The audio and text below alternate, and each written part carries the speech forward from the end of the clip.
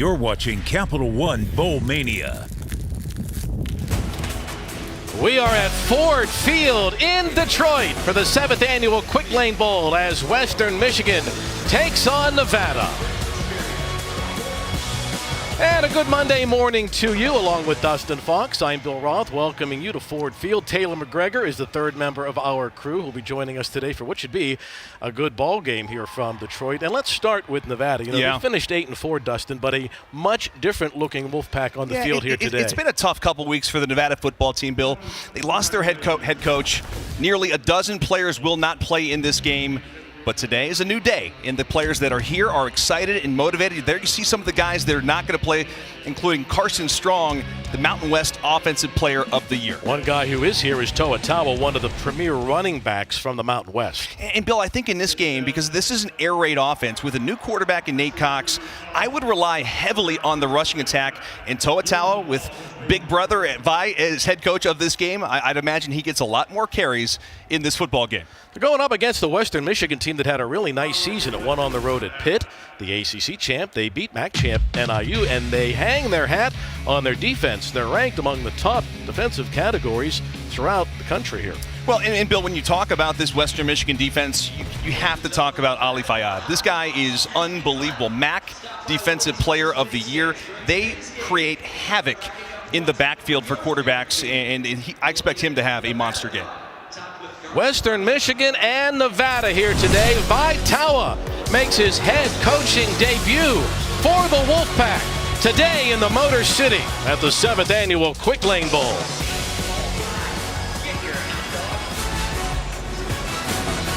Welcome to the Quick Lane Bowl here in Detroit, part of Capital One Bowl Mania. It's a home game for a lot of the kids from Western Michigan. For more on Ali Fayyad, let's go down to the field. Here's Taylor. For Ali Fayyad, because coming into the beginning of the year, he had two things he wanted to achieve. Firstly, he wanted to be the MAC Defensive Player of the Year, and he wanted to be a double-digit sacker. And he's achieved both of those things. And now he's in his hometown of Detroit, Michigan, as a captain of this Western Michigan football team in his final collegiate game. He said this is a feeling that is indescribable. It's something he will remember for the rest of his life. But today he wants to write that final chapter in his book by getting a win over Nevada and really dialing up the pressure on the quarterback as they've done all season long, guys. Western Michigan won the toss, deferred. Nevada, officially the home team today, will receive to start the ball game. We're just so delighted to be playing here today. I know a lot of college football fans are saying, hey, you're playing. That in itself is a win. My goodness, so many teams have lost out on maybe their last game ever as a senior. So for these players to be here, it's special. Obviously, it's not the semifinal, but playing in a bowl game is a big deal. I was lucky, Bill, at Ohio State to play in 4 bowl games. Obviously, one of them was a national championship game, but the other ones, they still matter to me, and I remember those moments very fondly. Monday morning football is underway. Jamal Bell gets us going from the goal line for the Wolfpack. And Bell is brought down near the 18-yard line. And that is where Nevada will go to work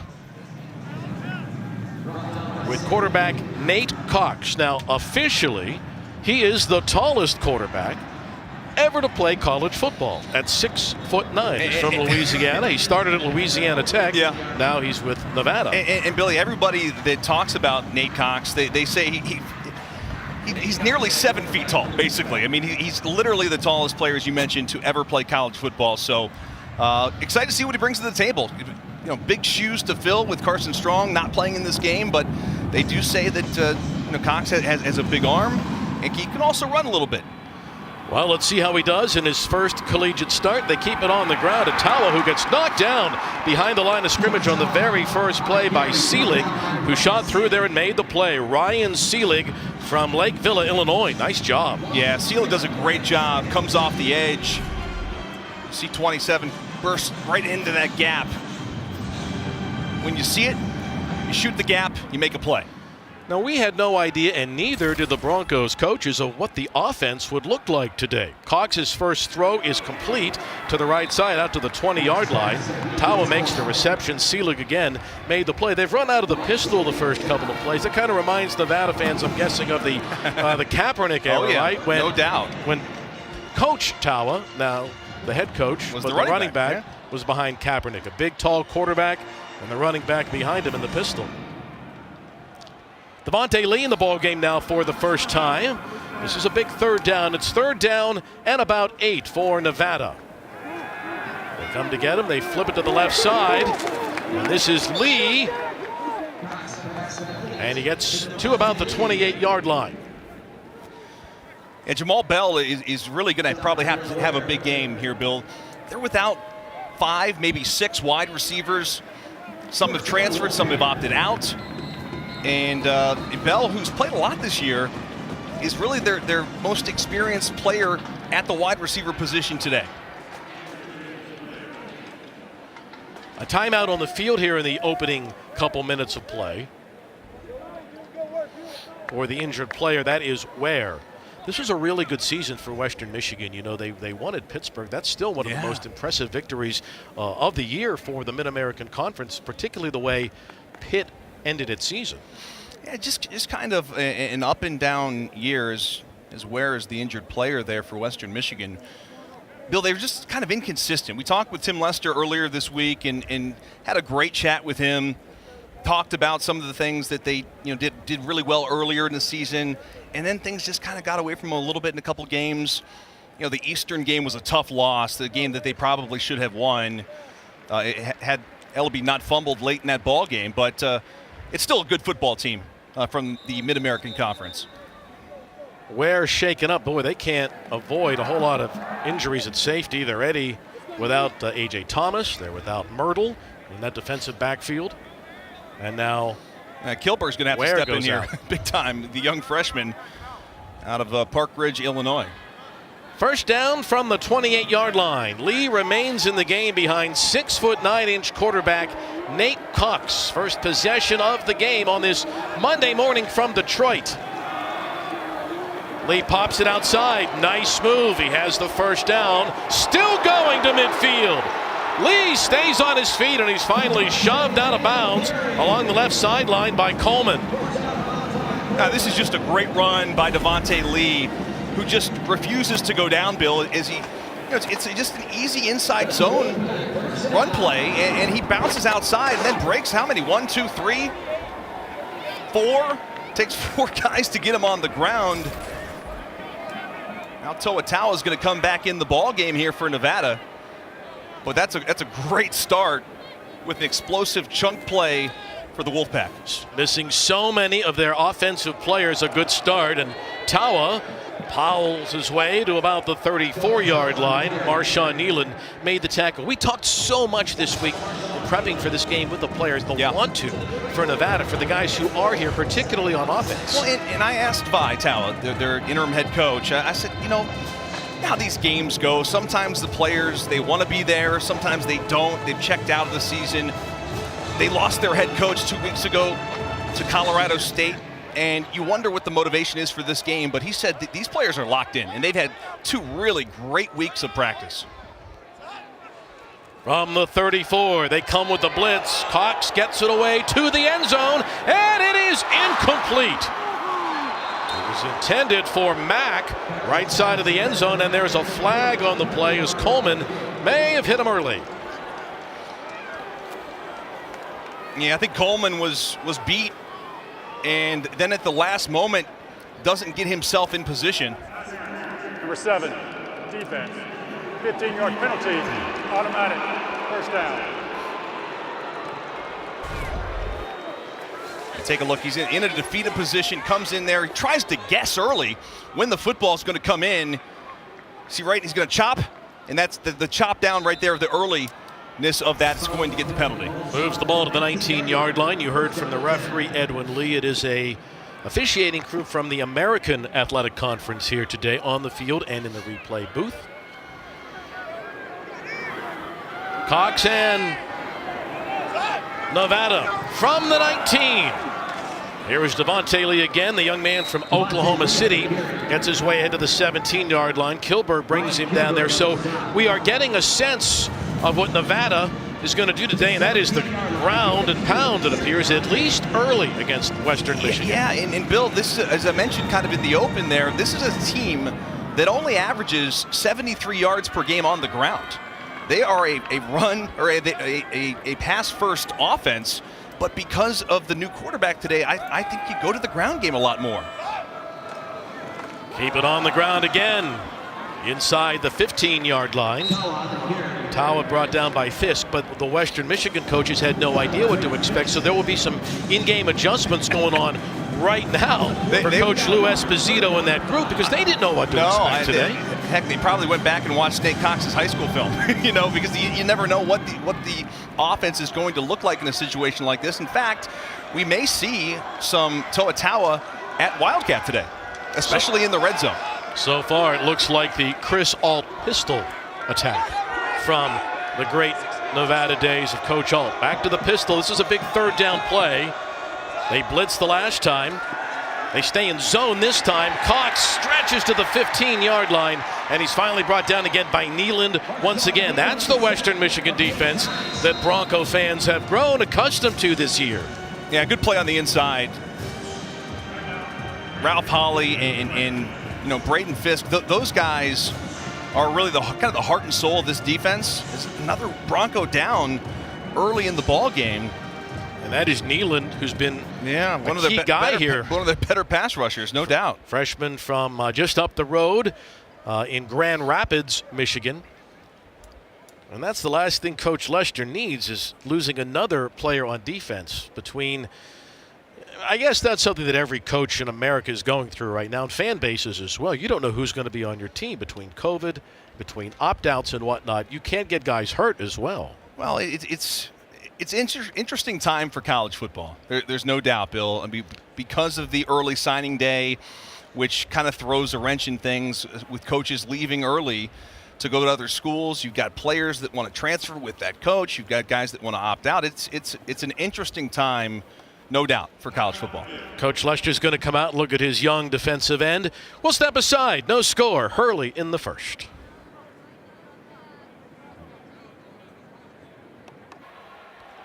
No score here in Detroit. Brandon Talton, however, the kicker for Nevada, in to attempt a 32-yard field goal.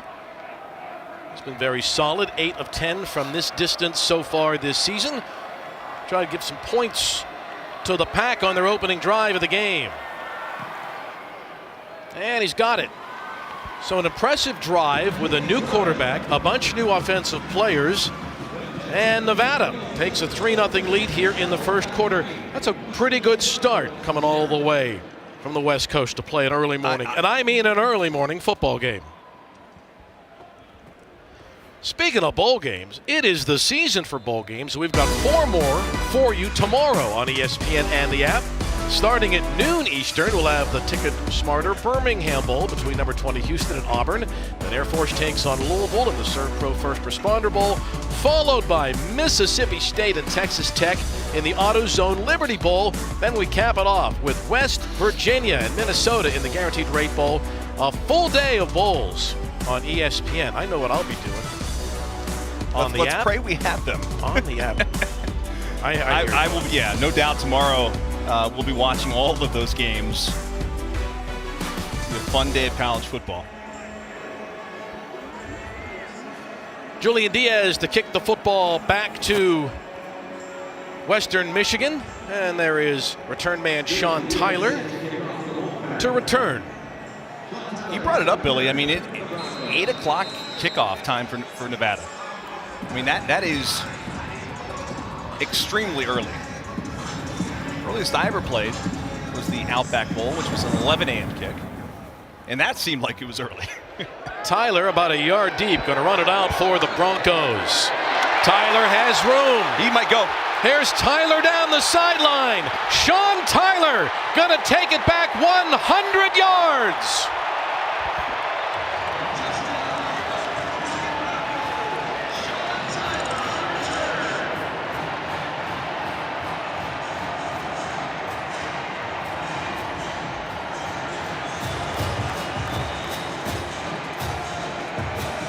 Well, when we chatted with Tim Lester earlier this week, head coach of Western Michigan, he was raving about the speed of Sean Tyler, a former state champion in the state of Illinois in track, 4x1, 4x2, was third in the 100 meters. He shows off that speed there, nearly untouched.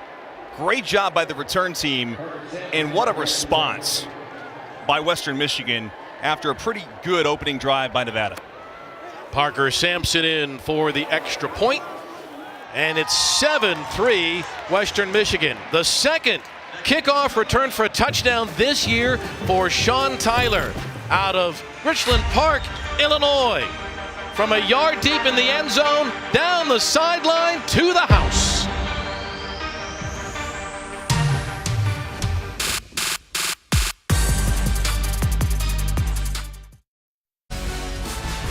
The Quick Lane Bowl is brought to you by Quick Lane Tire and Auto Center, your go-to for oil changes, tires, brakes, the whole 9 yards. And the Book of Boba Fett, streaming Wednesday only on Disney+.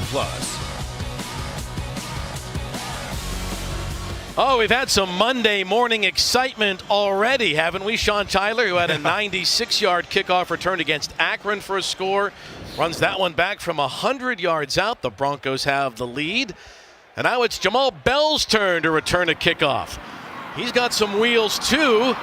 And Bell gets knocked down near the 34-yard line. That was Cannon that made the play. The one thing that you maybe don't think about or factor in when it comes to these bowl games and some of these opt-outs, and obviously some players not playing with COVID protocols, the depth, right? And you talk about special teams, especially for Nevada. We look at their kickoff team. How many of those guys were on the kickoff team the last game of the year? Probably not many of them. With all the the wide receivers that are not playing in this game, and some of the DBs that are out. I mean, it's you're seeing some new faces on special teams, and maybe that. I'm not saying Tyler can't return that for a touchdown because he's got that speed, but depth, big concern.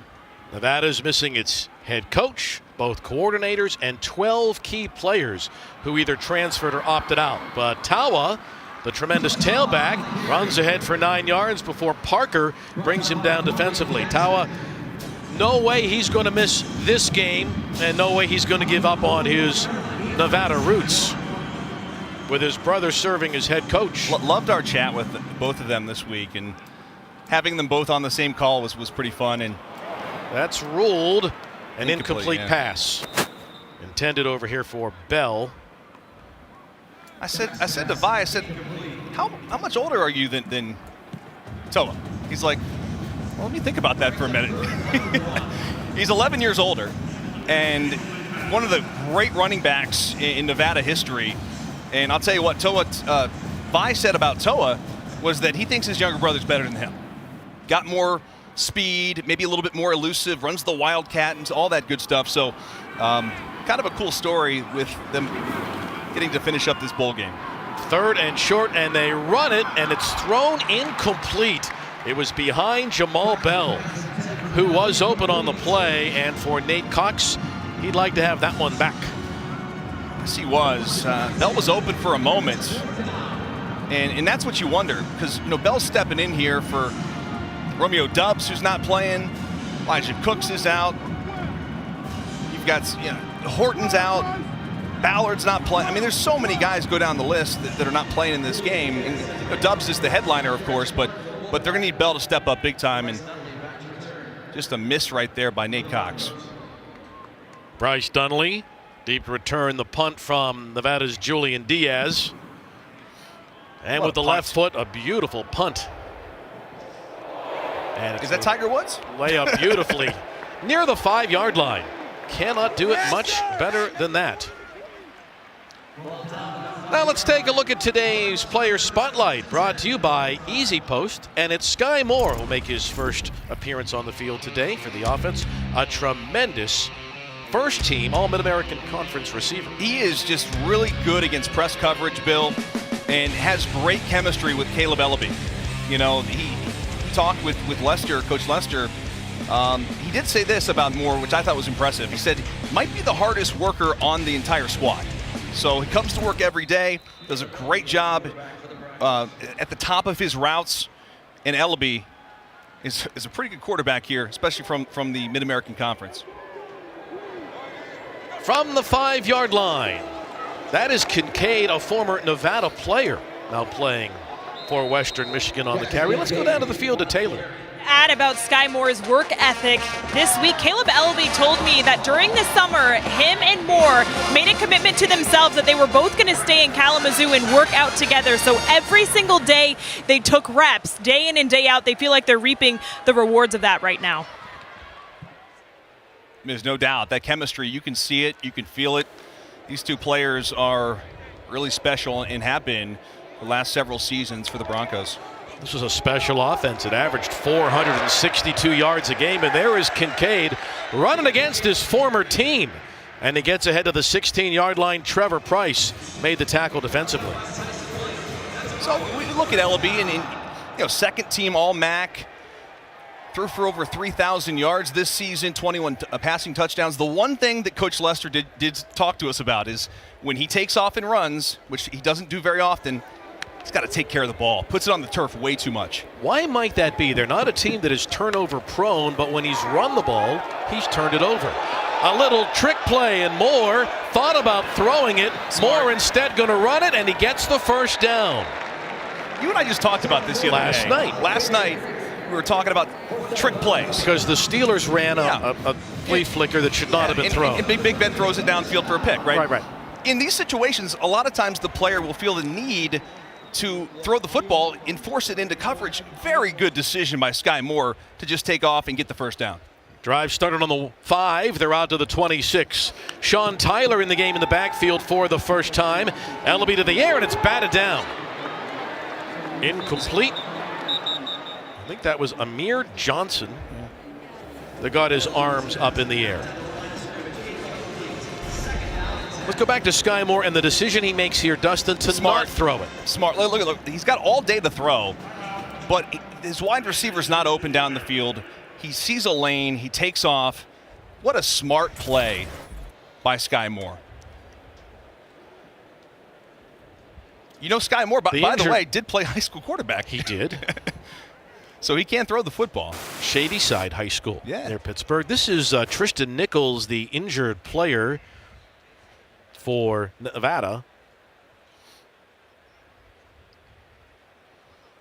And this would be a tough loss. He was first team All Mountain West Conference at defensive end this year.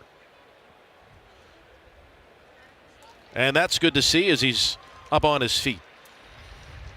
The one area that Nevada was not really hit with in terms of transfers or opt-outs was the defense.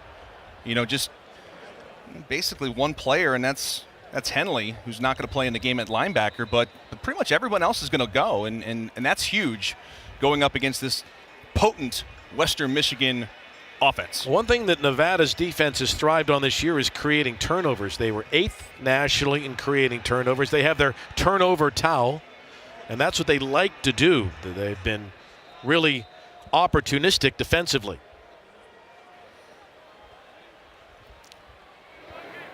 Second and 10 for Ellaby. Tyler is in the game off his right hip. They run the sweep again to Sky Moore. And there is that rugged defense of Nevada, led by Cameron Toomer, 60-year man from Las Vegas. Cameron Toomer, right at the bottom of the formation. He, in fact, just comes into the game because of the injury to Tristan Nichols a play ago. What's he do? Makes the play. Excellent discipline to stay at home on the jet sweep to stop Sky Moore. Broncos need to get to the 36 on 3rd and 10.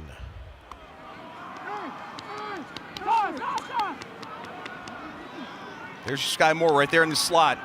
Keep an eye on him. And they're going to call the timeout here, their first of the game before the big 3rd down play. Not only does the offense have an opportunity to work, but the defense can change its scheme as well. So things that you might have seen on film for Nevada might look different now. You've got GAs serving as coaches. There may be some new looks on the Nevada side as well. Good point. You know, Ronnie Wheat, their linebackers coach, who is still here, takes over for the defense. So there may be some new wrinkles. Good point. You know, maybe change up a couple things. I would, if it was my first time calling a game as a defense. And, you know, we chatted with Sam Hammond, their 6th-year senior defensive end, and he was just kind of raving about Coach Wheat and, you know, how much the players trust him. So if you're Ellaby, you're looking at the defense and you're saying, that didn't look anything like the film we have spent the last 3 weeks looking at, right? No doubt. So it's a good thing to take the timeout, right? Yeah, I think so. Especially against the team that turns the ball over, yeah. So now they're going to put more bottom of the screen and maybe isolate him here in man coverage. Remember, Moore was in the slot the previous snap. 3rd and 10 for Ellaby, and a deep shot, and he's got his man, and it's caught at the 40. Touchdown, Western Michigan. Corey Crooms, 74 yards.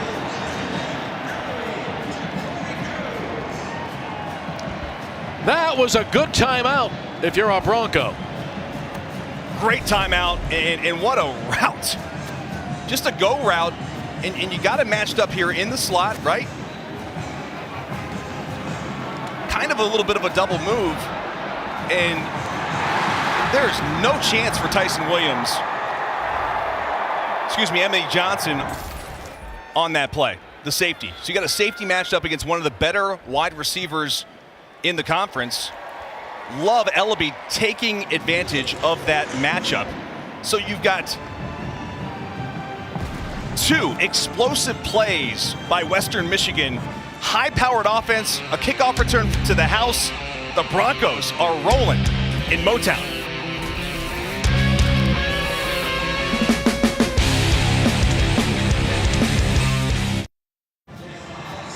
Two big plays on this Monday morning from Western Michigan has the Broncos with the early lead here at the Quick Lane Bowl at Ford Field in Detroit, 14-3. Broncos out of the MAC with the early advantage. A 100-yard kickoff return, a 74-yard pass, an exciting start to the week. Yeah, really good start for the Broncos. And how about this little pooch kick? Nevada's on it on the return. All over Nicely done by the return man, Burns. And he gets knocked out of bounds near the 40-yard line. Well, let's take a look at the Bowl Challenge Cup standings. They're brought to you by Progressive. It's been a really good bowl season thus far for the Mountain West. Unbeaten thus far at 4-0. Kind of a rough start for the MAC, huh, Dustin? Yeah, not great. 1-5. For whatever reason, Mid-American Conference teams over the last several seasons have really struggled in bowl games. And I think it's a really good conference. I do a lot of their games, and I don't know what it is. Maybe just some bad luck, but they have been struggling, to say the least, in postseason. But not today. The Broncos leading 14-3. Good field position, though, now for Nevada. I'd stay with the run game, Bill. Cox. I'd stay with the run game here. Tawa goes airborne and dives ahead for a yard or 2 on the first down play. The one thing you don't want to have happen here if you're Nevada is kind of panic, right? You're down 14-3 early in the first half, right? I mean, you've got tons of time left to get back in this game, so you don't have to force Nate Cox, who's getting his first start, into tough passing situations. I would still continue to be who I want to be, which is, I think, a run-first team in this particular game. They are going to throw here. Try to set up the little screen, but it was well covered, and he has to throw it away. Good defense by Western Michigan. Fayad was coming in on the heat, and Cox had to throw it away. Good decision, though. He's making sure that got outside the tackle box. He does. Good job. Smart decision. The screen was not there. And you mentioned Fayad. It does a great job staying at home. And now, certain third and long, obvious passing situation for the Wolfpack. They'll go nickel. Delano Ware, who was shaken up earlier, is back in the game on 3rd down and 8. 4 receiver set now for the guys from Reno. Cox in a world of trouble and sacked all the way back on the 31-yard line by Fisk. Braden Fisk, the real warrior up front, and the heartbeat of that defense, gets a bear hug from defensive coordinator Lou Esposito after the sack. Right here, going to work outside and then back in. Fisk, who's one of the, as the coaches mentioned, part of the heart and soul of this defense, inside with Ralph Holley. Terrific sack there, big play for the Broncos. Diaz just does get that punt away. Nunnally calls for the fair catch near the 23. And that is where the Broncos will take over, leading 14-3. It's a 45-yard punt for the Nevada punter. And this offense, which was 14th nationally, averaging 462 yards a game, already has the lead. And this was a team that beat some of the best teams that have played this year. I mentioned Pitt and NIU, and Coach Lester, Dustin, really feels like they're about to turn the corner. In fact, he used the phrase that all of us are familiar with when you look in the mirror on your car. He says, objects in mirror are closer than they appear. Meaning that line. We're about to be really good, hopefully, in 2022, and they think this game can help jumpstart them. I mean, you think back to the final game of the season, what they did against NIU. I mean, just absolutely a beatdown against the team that won the conference. So they've been in a lot of ball games. You talk about the big Pitt win on the road earlier this season. Take a look at Sean Taylor here. And look at the big fellas up front. Just blocking, and then great effort from Tyler to spin out of a tackle and pick up about 8 yards. Tyler's a tough Chicago guy, and remember, if you're a Bronco fan, he's just a sophomore. 2nd down and short now for Ellaby.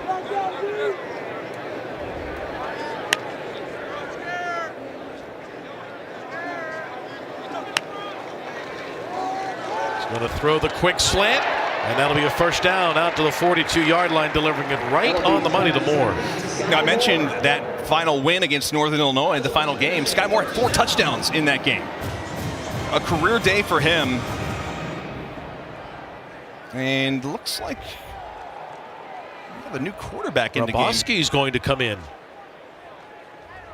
The freshman at 6'2", so Roboski in at quarterback now for the first time. He drops his mouthpiece. Can be nervous for the first time, right? Yeah. Been there. The 5-second rule, just like the Oreos when you were a kid, you can still pick it up, put it in your mouth, and take off running. Nice job by Roboski.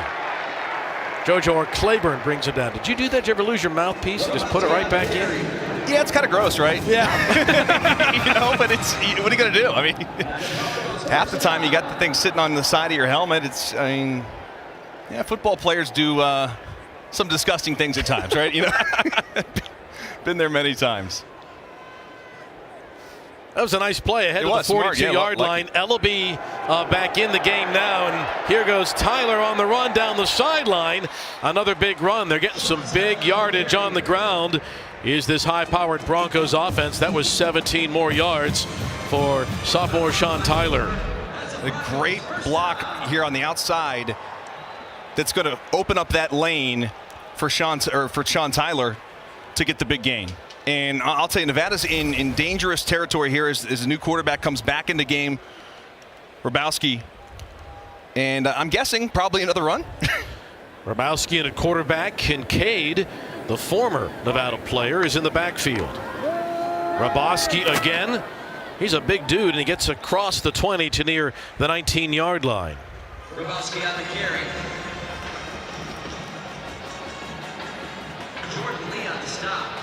So that's going to be his role today, it appears. Okay. Well, we know this much. They don't want to run Ellaby. No. Because he puts it on the turf way too much. And they'll have a design run here and there at times, but obviously they don't want to have him running outside the pocket. 2nd and 5 for Ellaby.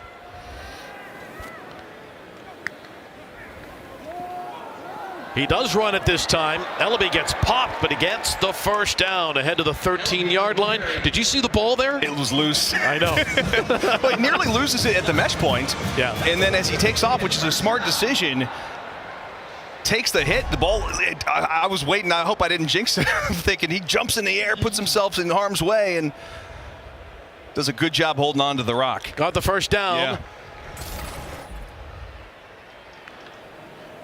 Just shy of the 13-yard line. This has been the first sustained drive of the day for Western Michigan, which scored on a kickoff return and then a 74-yard pass. Kincaid on the ground gets it to the 7-yard line. Jordan Lee made the play. Jackson Kincaid is from St. Thomas Aquinas in Fort Lauderdale, that legendary high school program, but he began his career playing for Nevada.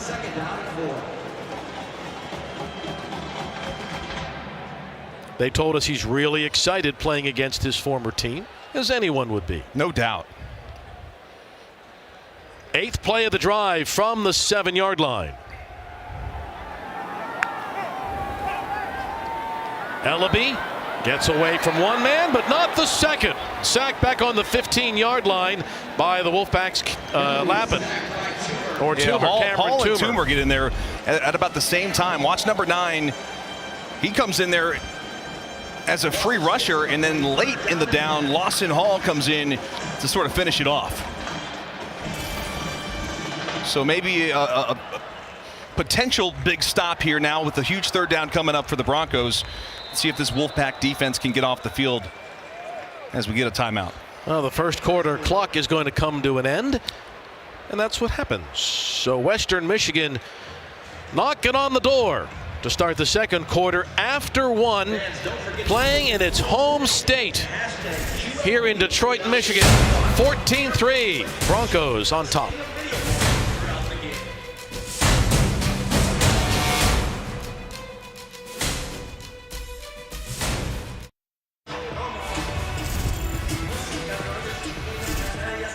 Monday morning football from Ford Field in Detroit. Here's the tire toss. Let's see how this guy's aim is. Not so good. I think Ellaby's a little bit better. Yeah, let's see how the third one goes. That's his best attempt. There's Ellaby. He's been pretty darn good so far here today. The Broncos leading 14-3 here after 1 quarter, and they're knocking on the door again. The second quarter begins. Western facing 3rd down on the 13-yard line. They can get a first down, Dustin, on the 3. Yeah, and I'll tell you this much. Knowing Tim Lester, he's big into analytics, and so potentially if they get this into maybe a 4th and, let's say, something manageable, they may go for it. It's gone for it, 21 times this year. Moore has single coverage up top. They hand the ball off. Tyler down to the 5. It'll be 4th down on the 5, 4th and 2. He'll go for this, I guarantee it. Oh, I'm wrong. You're going to kick it. Unsurprising. Well, they're going to line up to kick, right? Yeah, Parker Sampson in the game. Parker Sampson for the field goal attempt for the Broncos. Sampson's a young man out of Kansas City. This is just about the distance of an extra point. It'll be a 22-yarder. A lot of people are over the going for it on 4th down. Where do you stand on that, Billy? At this point, I think I'd probably go for it the way they're playing. Well, Field goal is good, and that makes it 17-3. Parker Sampson puts Leicester's team up by 2 touchdowns. Well, Bowl Mania rolls on with 3 more games on Wednesday on ESPN and the app, starting at 2:15 Eastern. That's 11:15 Pacific. At Yankee Stadium, Maryland takes on Virginia Tech in the new era Pinstripe Bowl, followed by number 19 Clemson and Iowa State in the Cheez-It Bowl. And we finish the day with number 14 Oregon and number 16 Oklahoma in the Valero Alamo Bowl. And, of course, the new head coach of the Wolfpack will be coaching for Oregon. And, of course, is Ken Wilson.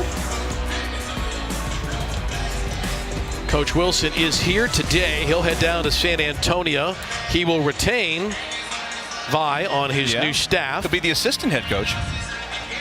It's been a very interesting time, which we will get into here momentarily, for Nevada and its fans. they've had such success recently, right? 4 straight bowls, and then their coach goes to another team in the conference. Coordinators leave. Some of the players go to Colorado State. Many of them transferred with Coach Jay, Norvell, and, right. and you know, you always wonder how the players on the team take that. Like when the players transfer with the coach, it's tough. And again, we don't know all the details as to what did they try to keep Norvell? Did they whatever? One thing, it's a little bizarre, right? To go in conference to a rival that you just beat. Here's the chip shot again on the kickoff. This is the second time they've done it. Nevada's going to get great field position near the 43-yard line. So here's what's happening. If you haven't followed it, I know Nevada fans have heard this a lot over the last couple of weeks, but head coach Jay Norvell goes to Colorado State. That's an in-conference school. Yeah, a team in the same they league. just beat 52-10. So Vi's going to be the head coach for this game here today. Former great player. Yeah. And then he'll remain on Ken Wilson's staff. Ken's an assistant coach, linebackers coach at Oregon. He's still working with the Ducks, so he's here today, and then he'll travel down to San Antonio. So I know folks at Oregon are interested in this, folks at Colorado State are interested in this, and of course at Nevada. Yeah, and you wonder, what is the future for this program? I mean, Coach Norvell did a good job. They've won an awful lot of games. A lot of games, and I don't think the cupboard's bare, but they did lose a lot of good players, and losing Carson Strong to the NFL draft and Dubs to the draft, and their great tight end Cole. What do Cole you Turner, think? excuse me. Yeah. We asked Coach Lester about this, and he said you're going to see it. What do you think about when a coach changes jobs, and then with this one-time free transfer opportunity, takes key players with him to his new job? Well, I know this. I mean, when you commit to a school, you can say that to your blue in the face that you're committing to a program, but you're really committing to the coaching staff and to that particular head coach. So I can understand the relationship that certain players have, and some of the good players kind of bailing with their coach, because that's who they were recruited by. That's who they trust. Their parents trust him. So I understand it. I just kind of think that because of this, early signing period and coaches leaving so early, it could lead to a lot more of this. Cox completes the pass to Bell. Do you think it stings more for the fan base when it's an in-conference school? Oh, no doubt. No doubt. And then this is a bizarre situation for him to go to Colorado State. And again, I'm sure, it comes down to, opportunities, if you know what I'm saying. And that's what happened here with Coach Norvell. Second down to 9, again out of the pistol. Nice job by Cox at 6'9". Nice little sidestep. A late hit. And he draws the flag as well. He stepped out of bounds, and then Fisk gave him a little late hit as well. Remember, this is at 6'9", officially the tallest player ever to play quarterback in a game in college football.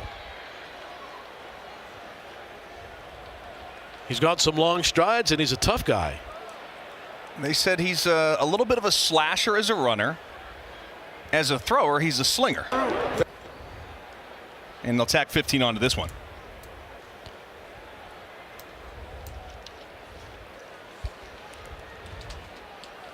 He's a tough kid that we learned a lot about him this week. He nearly quit football back in high school to focus on basketball. And his dad convinced him otherwise. He says, no, you can be a really good football player. The result of the play was a first down. After the play, personal foul, late head of bounds, number 40, defense. Unsportsmanlike conduct, number 31, offense, is first of the games. Those penalties canceled. It'll be 1st and 10 at that out of bounds spot. Let's go down to Taylor, because Nate Cox has a really unique story, doesn't he? He does. He wanted to play college basketball for most of his life. It wasn't until his senior year that he really got involved in football, and he really fell in love with the game. He said, that was when I realized I could maybe do something fun with this. And so he went to Nevada, hasn't really been able to start, so he feels super grateful for the opportunity he's been given today. You know what else he did, Dustin? Do you remember a few years ago when that team from Louisiana played in the Little League World Series? 7 years ago? I do remember that, yeah. Nate Cox played for Louisiana in the Little League World Series at Lomity Stadium in Williamsport, Pennsylvania, right here on ESPN. It's amazing.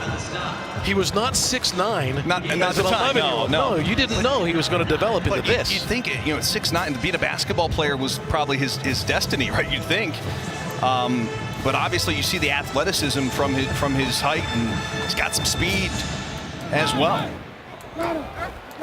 Flag is thrown. Cox going to take a deep shot for Mack, and it's incomplete. While we sort out the flag, let's go down to Taylor. Well, you just saw him attempt the deep ball right there. When we were talking to coaches this week, they said he has a stronger arm than Carson Strong. He can throw the football over bleachers. He's something he does in practice. We have a video of it, him attempting it in practice, and he says his teammates love to watch it because it's pretty amazing. This guy, 6'9", he has a strong arm and he can run. They said he's our secret weapon. There are 2 fouls by the defense. Offside, number 0. The penalties decline. Holding the defense. 10-yard penalty, automatic first down. Bill, this video is unbelievable. I mean, the arm on this kid. Take a look at this. Throw it over the south end zone. No problem. No big deal. Hold. It's like those guys in Dude Perfect. Yep. Pretty incredible stuff. What you don't see, remember the trick shot video? There's a basketball goal goes through at the other end. Maybe he had one on the other side. This is a big drive for Nevada. He's getting more confident as he goes. That pass is broken up. Good play by Dorian Jackson. He got his arm in there. The cornerback on that boundary side to knock it away. Yeah, that was a great play by Jackson. Matched up on the outside. Times it up beautifully.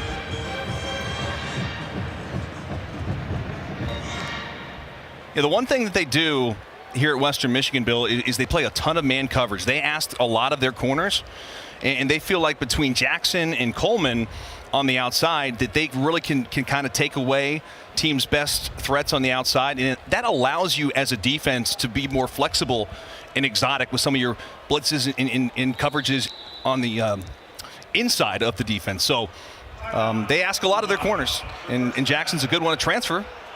From 1AA school, and has been great for the Broncos. Nevada's going to take a timeout here. What that does do, right, it allows guys like Fisk and Hawley to get home more often. No doubt.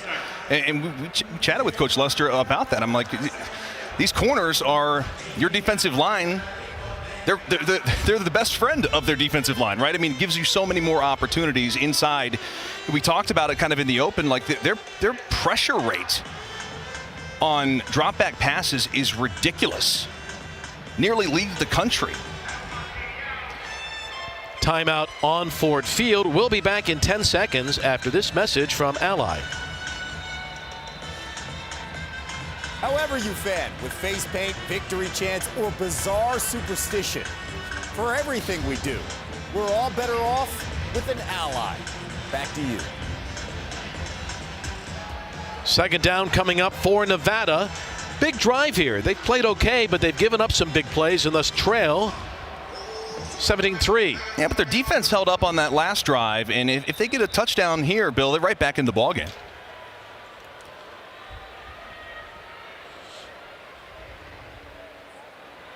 He's going to run again. Nate Cox at 6'9", long legs, and he strides for the first down. Coleman raced him out of bounds. Just out of bounds by Coleman. That's a Wolfpack first down. Well, we know he was a Little League baseball player. Yeah. We know he's a basketball player, so if he can get up and down a 90-foot basketball court, he can do this, right? Yeah, he got a great block by Roberson on the outside, too. But you're right. I mean, he's showing off his athletic ability and a very productive drive here. A drive that they've got to have. I mean, they got to get 7 here and get them right back in the game. Keep it on the ground again, and a big hole up the middle. There goes Lee. Lee gets down to the 1-yard line, and Coleman brings him down there. 20 yards for Devontae Lee, cutting back on the field here at Detroit's Ford Field. What a great, you said it, Billy, cut back in vision. The instincts of Lee are terrific. They've got 2, I'm telling you, for an air raid offense, they've got 2 of the better backs in the Mountain West Conference. And in a game like this, these guys are going to thrive. And you talk about motivation. That run right there tells you that Devontae Lee wants to be in this game and wants to win this football game. Lee has the ball. Lee tries to get across the goal line. Touchdown! There is a flag on the play.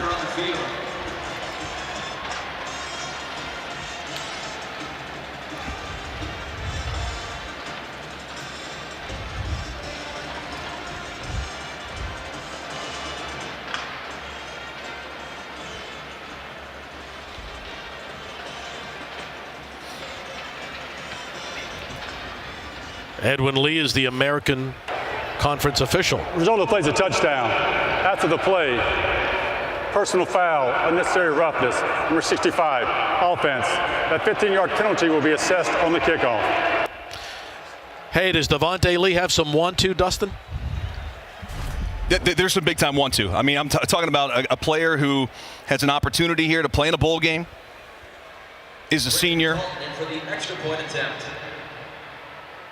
Only his 5th touchdown of the season, but boy, is he running hard right now. Him and Toa Taua, I'm telling you, two of the really good running backs, better backs in the Mountain West. Extra point is good, and it is a 17-10 game. This is a team that may be undermanned, but they got some heart, man. Undermanned, but they got a little momentum now. Devontae Lee taking us in. Powerful run to the house, back in the game.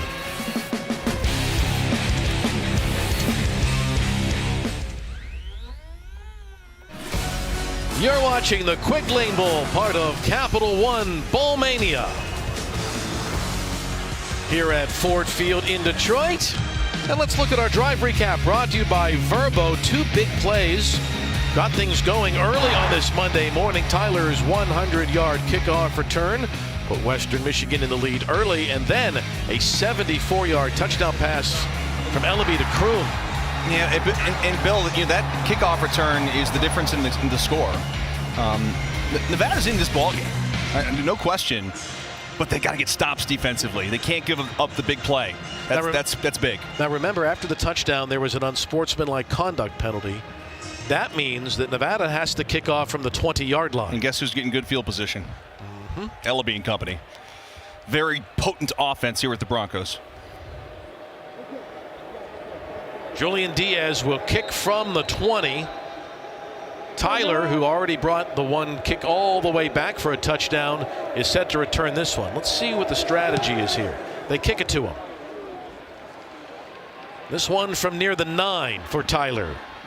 Finds a hole and gets knocked down hard near the 35-yard line. Well, if you're just joining us, by the way, good morning to everybody on the West Coast. There's nothing like Monday morning football, right? Love Monday morning football. Come on. And for a game that started 8 o'clock in Nevada. For Nevada. Yes. I mean, there have been fireworks in this game for both teams. 27 points already, and I'm guessing more to come. Yeah, a little hot sauce on your omelet. Oh, today. yeah. You know I make a mean omelet, Billy. I know you do. Jackson Kincaid back into the ball game now. In the backfield, the running back from South Florida. They send the man in motion, and they throw it to him. Is that a lateral or a pass? Either way, Sky Moore is going to run with the football, and he got ahead for about 6 yards. Moore nearly threw one earlier. He ran ahead that time for 6 before Trevor Price brought him down. It's a pretty cool RPO design. And, Bill, they fake the jet sweep, then fake the handoff, and then Ellaby is able to go through his progressions, and he comes back to Sky Moore. I know it's not a big game, but it was a really a good decision by Ellaby to go all the way through his progressions and take what the defense gives you. You can tell that those two guys are on the same wavelength. Yes. They've got a lot of chemistry. No doubt. On the ground, nice move. First down run ahead to the 48-yard line. So Kincaid, who started at Nevada, how excited is he to play against this team? Oh, my goodness. This is like his Super Bowl.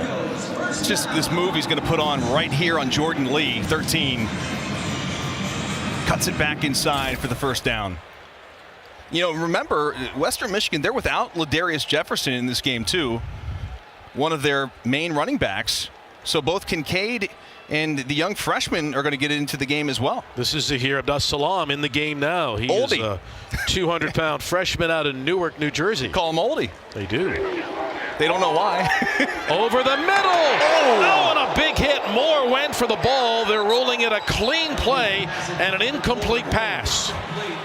Oh, when you go over the middle in Reno, Claiborne is waiting for you. Oh, my goodness. 2nd down and 10. Take a look at this. Is it clean? Oh, I don't know, Bill. They might want to take another look at this. Remember, forcible contact to the head or neck area. This would be a good look. Oh, my goodness. We felt that up here. Jawan Claiborne, he played at one of those great programs. He's out of Bishop Gorman High School in Las Vegas. And he's the one that made that hit. They're not going to review it. Yeah, that's surprising, but it's a big-time collision there, Bill. 2nd down and 10. Strong run. Abdus-Salam. He's a tough kid too.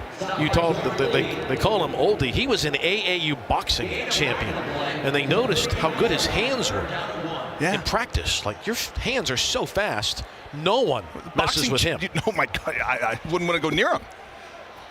I was so surprised to hear that from Coach Lester, that this kid was a national champ. Raboski back in the game now. They've run the quarterback draw with him nearly every time. Raboski up the middle. Still going. Boy, he's a 230-pound load to bring down. Don Peterson finally brought down Raboski. Do you remember the St. Louis Cardinal pitcher, Al Raboski, a.k.a. the Mad Hungarian? Of course. No relation here. Just so you know. You had to get that in, didn't you? I'm Hungarian. You are? Yeah. My grandparents were from Budapest. You didn't know that? I don't think I knew that, Bill. Raboski has shown a Hungarian flavor to this game. Spicy. 1st down and 10. Tyler is back there with Raboski. Hands it off. Big hole for Tyler. And he gets to the 20-yard line. That'll be a 1st down. Jordan Lee made the play defensively, and Raboski will trot off to the bench. You know, you make any meal Hungarian? How? You throw in a stick of butter, okay, throw some paprika on it. It's Hungarian. All right, next time I'm down in Lauderdale at your house, you're making me some Hungarian food. My Aunt Clara taught me that. 1st down and 10. We're going to have a high-scoring game today, it appears, here at Ford Field. 8 minutes to go in the 1st half. Ellaby has the Western Michigan Broncos on the hunt again. Remember, they were 14th in the country this year on offense. They're good here. Nice play! Wide open! Touchdown, Brett Borski!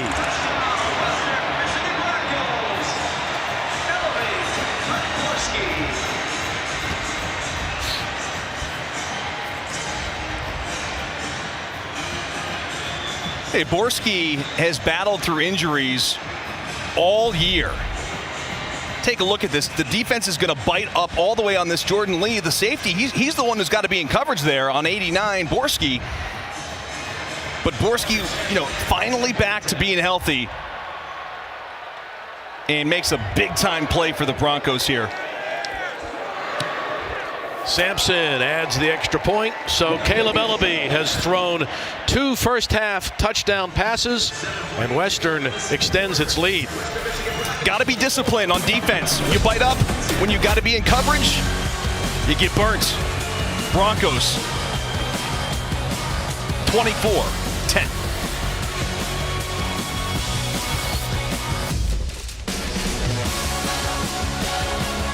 Vitawa, the interim head coach of the Nevada Wolfpack, before Ken Wilson officially takes over the program. We're so happy to be joined by the newly named head coach of the Nevada Wolfpack, who won't take over the program until he finishes up his duties as co-defensive coordinator of the Oregon Ducks. So first, Coach, what has this last week been like for you? It's been a lot of hours, a lot of fun. We've had we've been all over the country. We've been hiring staff and seeing the players and coaching the game. So it's just exciting. It's an exciting time of year. Why was it important for you to be here? Because you've been at the Alamo Bowl with the Oregon Ducks all week. Well, it's important for me to be here to be the biggest cheerleader for this team. I think Vi and his staff done a great job getting these guys ready. They put a lot of work in. They've had a lot of adversity, and I just wanted to be here to support them in this game. Why did you think it was important to finish your duties at Oregon? Well, I feel like as a football coach, when you go in a house of recruits and you bring guys to a program and you work day in and day out for a season and to grind through that season, that it's important you finish what you started. And my family and I felt important that we finished that job at Oregon and then started this new job as soon as we could at Nevada. How have you balanced recruiting, getting ready for the next season at Nevada football, but also staying true to your duties as co-defensive coordinator at Oregon? Well, there's 24 hours in a day, and we've been using all of them, and we've had a lot of fun, and my wife and family have been great helping me out with this process. The University of Nevada has been awesome for letting me do it, and the University of Oregon letting me stay. So it's been great for us, and we'll sleep after the season's over. You said Nevada is your dream school. Why? Well, my family's from here. My wife is born and raised in the area. I coached there for 23 years. My son played for the University of Nevada. It's our home, and for us, it's a lifetime dream to come back and coach this football team, and I can't wait to get started. All right, Coach, appreciate your time. Hopefully you get some sleep in there soon. Appreciate it. Guys, we'll send it back to you. You can see why Coach Wilson so much wanted to go back home, reunited with Coach Alt and the Nevada program. You also see his loyalty to Oregon. Remember, I can respect both of those things. Well, Oregon lost its head coach to Miami. Right. So a lot of players are looking for leadership right now, right? Because the coaching changes, whether it was at Notre Dame or whether it was at Oklahoma or whether it was here at Nevada. There were coaches on the move before bowl games. Who's going to take care of those kids who are there and still have to play and practice and lift and go to finals and all those things that happen? No, it speaks volumes, I think, to Coach Wilson and what he believes in. And I think that again, to echo his sentiments, the job that Vi Taua has done in this bowl game prep has been remarkable. I mean, this is an impossible situation, without some of your best players, and you got to put together a squad. Your depth is extremely limited. It's been pretty impressive. They're missing 5 wide receivers who either opted out or transferred from a air raid offense. Yeah, so you're playing. I mean, listen, it's a good opportunity for young players, but you're lacking so much experience at, as you mentioned, in the air raid system, or outside the quarterback, the most important position. Little short pass, and that'll be a loss of 2. That was Ware. You'll recall he was shaken up earlier. Ware brings down Jamal Bell, and it will be 3 and out. That is the last thing that Nevada wanted at this point.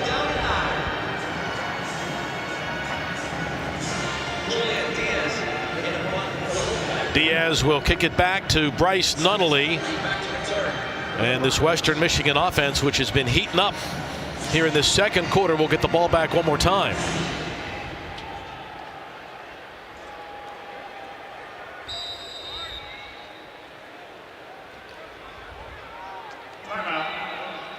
Before the punt, Nevada takes a timeout.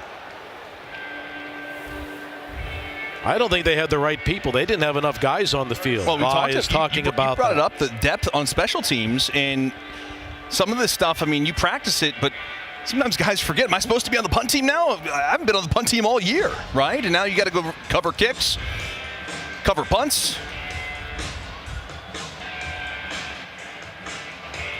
Well, bowl season rolls on Thursday night with number 12 Pittsburgh against number 10 Michigan State in the 53rd annual Chick-fil-A Peach Bowl. Our coverage starts at 7 Eastern on ESPN and the app. One app, one tap. ACC champion Pittsburgh. What a season Pitt had as well. You know, a couple years ago, Kenny Pickett's not going to play Thursday. He played here a few years ago. Heck of a game. On this field in this bowl game. Yes, he did. Diaz, a left-footed punter. Nunnally gets out of the way, and it's going to roll near the 30. And the Broncos will take over on the 28. We have a timeout on the field. Back to Detroit. 24-10 Broncos.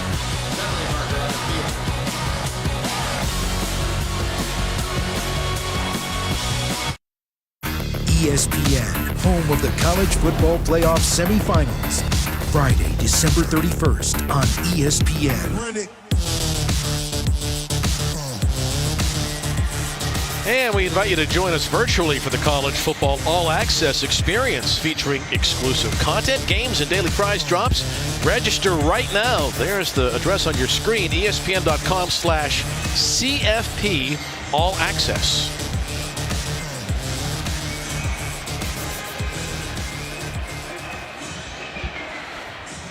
Well, Nevada hopes to get a stop here with 5:44 to go, but Caleb Ellaby and the Broncos have been heating up, haven't they? Yeah, they've been impressive. Explosive through the air. Got the ground game going as well with both Kincaid and Sean Tyler. They'll start this possession from the 43. Tyler is in the game now. Play fake over the middle. Nicely delivered to Moore for the first down.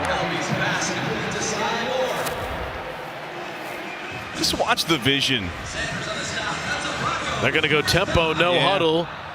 Broncos scamper to the line, which is the 36.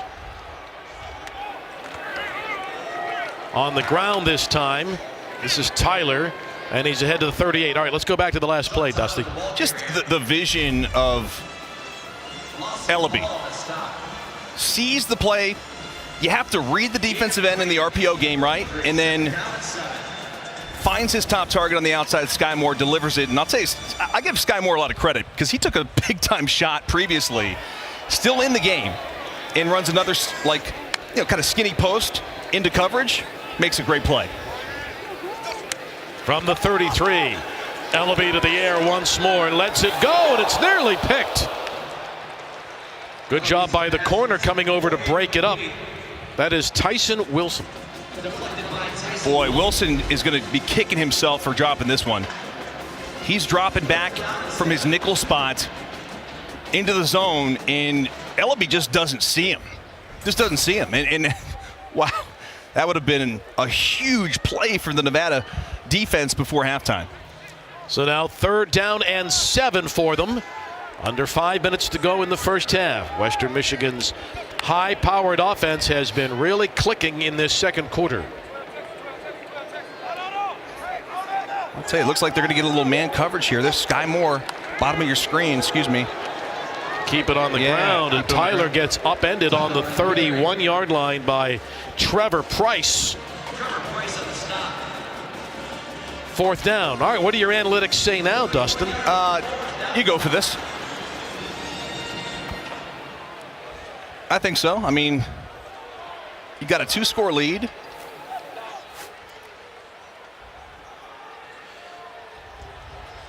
Well, they brought Roboski back into the game on 4th down. Now, he has not thrown the ball yet today.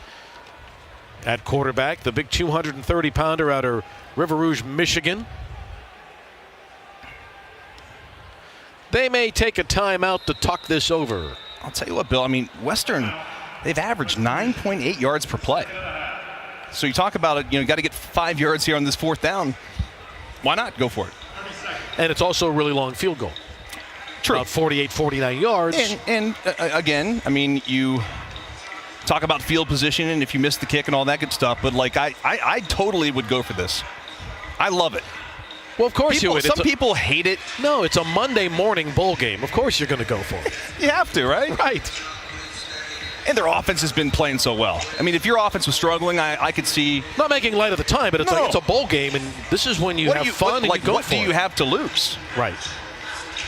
Bowl games are supposed to be fun.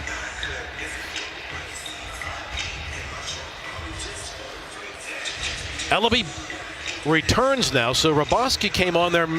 Maybe they thought it was 4th and 2 or 3 initially, but it's a full 5 yards. It's here, a full Dustin. 5, and you got to have. I think you got to have Ellaby in the game to throw the football. Moore is the key receiver at the bottom of the screen. Tyler is the running back on 4th and 5.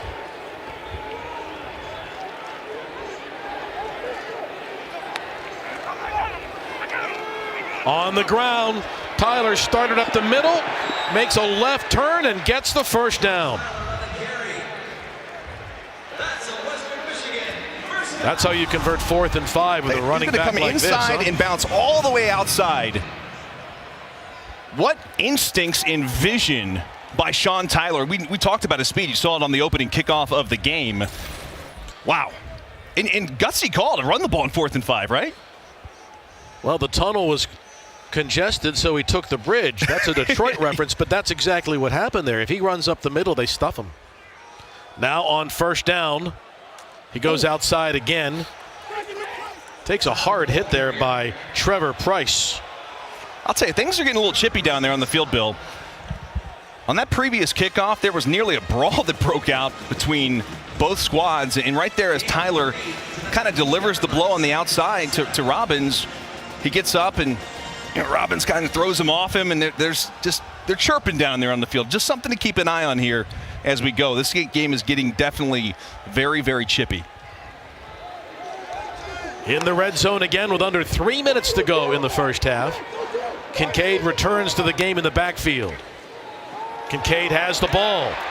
Cuts to his left. And it's going to be 1st and goal near the 6. That's a 12-yard run by Jackson Kincaid.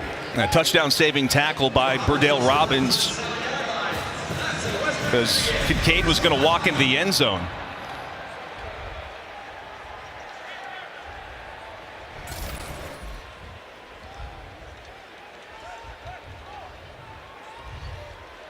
Now Rabowski's going to come back into the game, Bill. This will be the 8th play of the drive. Want to bet he carries it himself? Absolutely he's going to. At 230 pounds, why not? Kincaid's 200 pounds right there. They're going to call a timeout first. We'll step aside, just over, I should say. 2 minutes to go till the break. Broncos knocking on the door once more.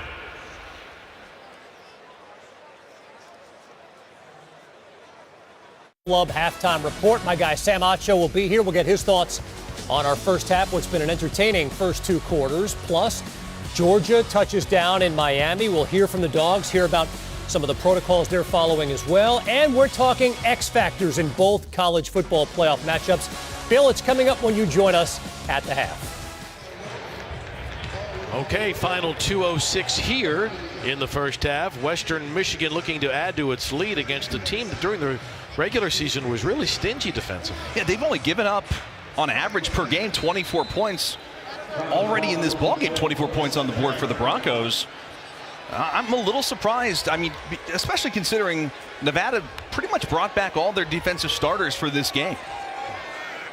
First down and goal. Ellaby's thrown 2 touchdowns already. They keep it on the ground, and Kincaid gets into the end zone. Touchdown. He lost the ball, but he breaks the ball the come play. out? That's the question.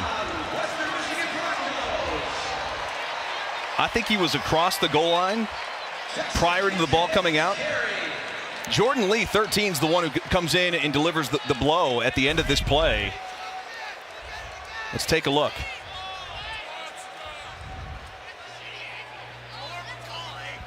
Close, but I think it's a touchdown.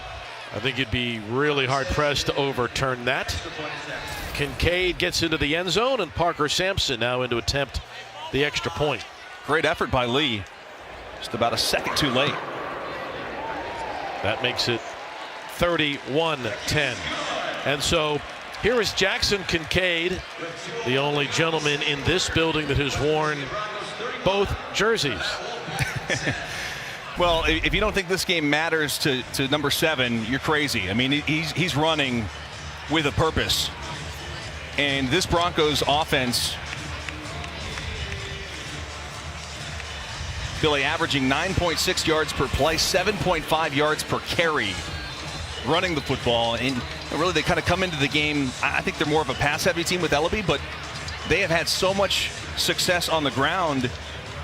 And really, they're doing it with 2 of their not top backs. I mean, Kincaid and Tyler, they played this year, but Darius Jefferson was the guy, right? He's out for this game. So the slack has been picked up big time by Jackson Kincaid and Sean Tyler. You know, coaches talk about that all the time, the whole next man up thing. That has been really the key for both of these teams. Well, I think for the way we are now in college football, in bowl games specifically, especially the games outside of the CFP, yes, it's next man up, because so many players are opting out, and I don't blame a guy if he's going to be a first-round pick to not play in a bowl game. But what I don't like is, you know, if you're going to be a late-round pick or something, like, finish the season with your team. That's my take on it. Maybe I'm old school. No, I think a lot of people would agree with you. Mihalik's kick. And a big hit on the 17-yard line. That was Matthew Stuckey. Stuckey stuck him. He stuck the hit. Wow.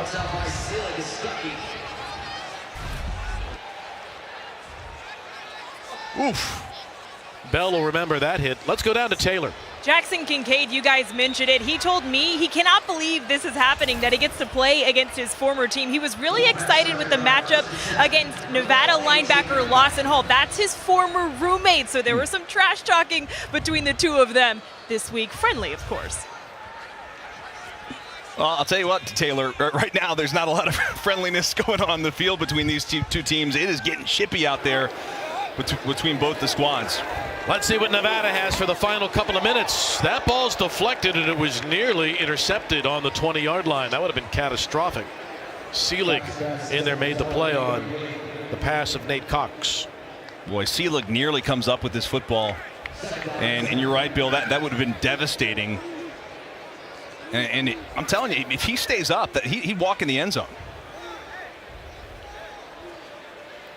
Do you get the sense that Coach Esposito and the Broncos defense have a better grasp of what's happening here offensively now? Cox gets about 8 on that play. They didn't know what to expect. No, but now they kind of sense what Nevada wants to do. I think what they know now is Nevada is severely limited at wide receiver. And so what that allows you to do is you can stack the box, you can take away the run game.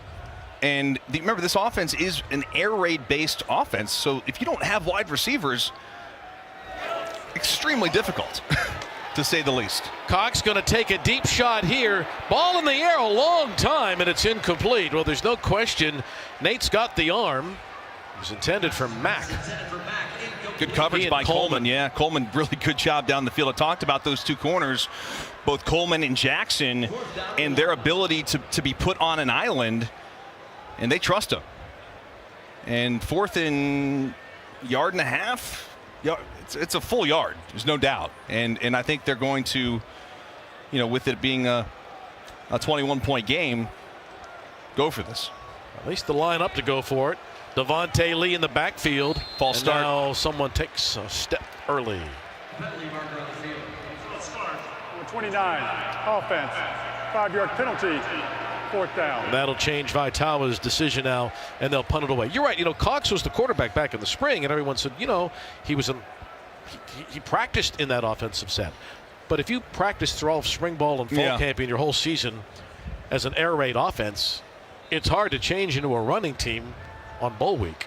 Right, and it's hard to change into an RPO team too, and that's what they've done a lot of here with Cox and some of these runs, which they've had some success with. But you're right. In just a couple of weeks, very difficult to make that transition. Diaz gets the punt away. Nunnally waiting for it and takes the fair catch at the 27-yard line. You know, Western Michigan is one of 5 Division 1A teams, FBS teams in the state of Michigan. All 5 are bowling this year, Dustin.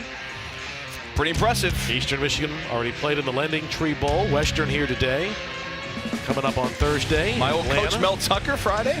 Or Thursday in the Peach Bowl, and then the Wolverines. That's the game. I'm telling you, I'm so looking forward to watching that game. Are you allowed to say that? I am. As an Ohio State guy, I don't know how that goes. That team up north, they're going to take away your alumnus card. No, I've been so impressed with what Michigan has been able to do this season. Hey, listen, they took care of their business against the Buckeyes, no doubt. They deserve to be in the CFP, and I think that's going to be a heck of a defensive struggle. But it's been a good year for those 5 teams. Yes. In Central's had a great year. It's a good run on first down ahead to the 40-yard line. Under a minute to go, 11-yard run.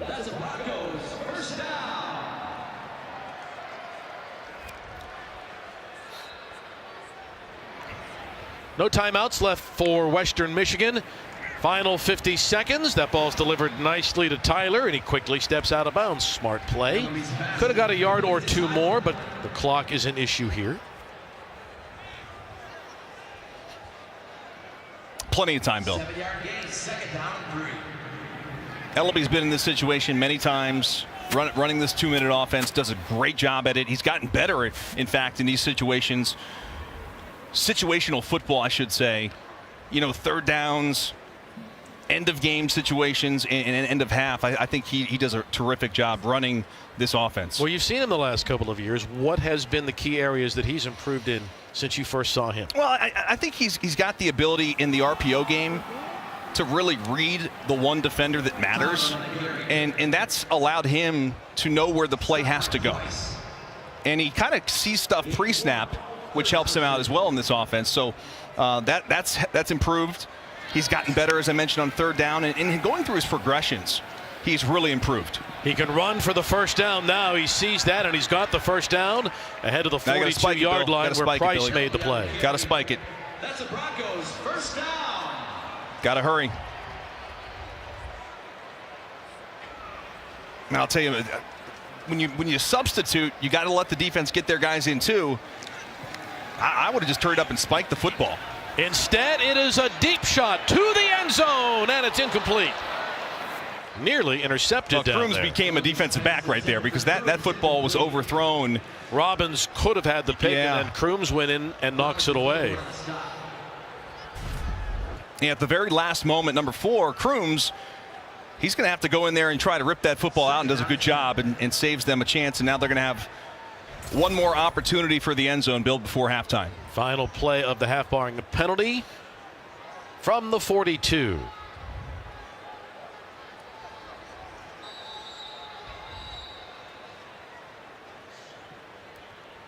But first, a timeout by Nevada. So what are they talking about now? You do not let them catch it in the end zone. You're going to put 3 guys. Penalty. You're going to put 3 guys probably at the goal line, and you're going to knock it down. The old Chris Berman, knock it down. You got to knock it down. It's so unusual when you have GAs moving up the ladder to coach, and that's what Vi has here. Right. They've lost their staff to other schools, to Washington State, to Colorado State, whatnot. The GAs get promoted.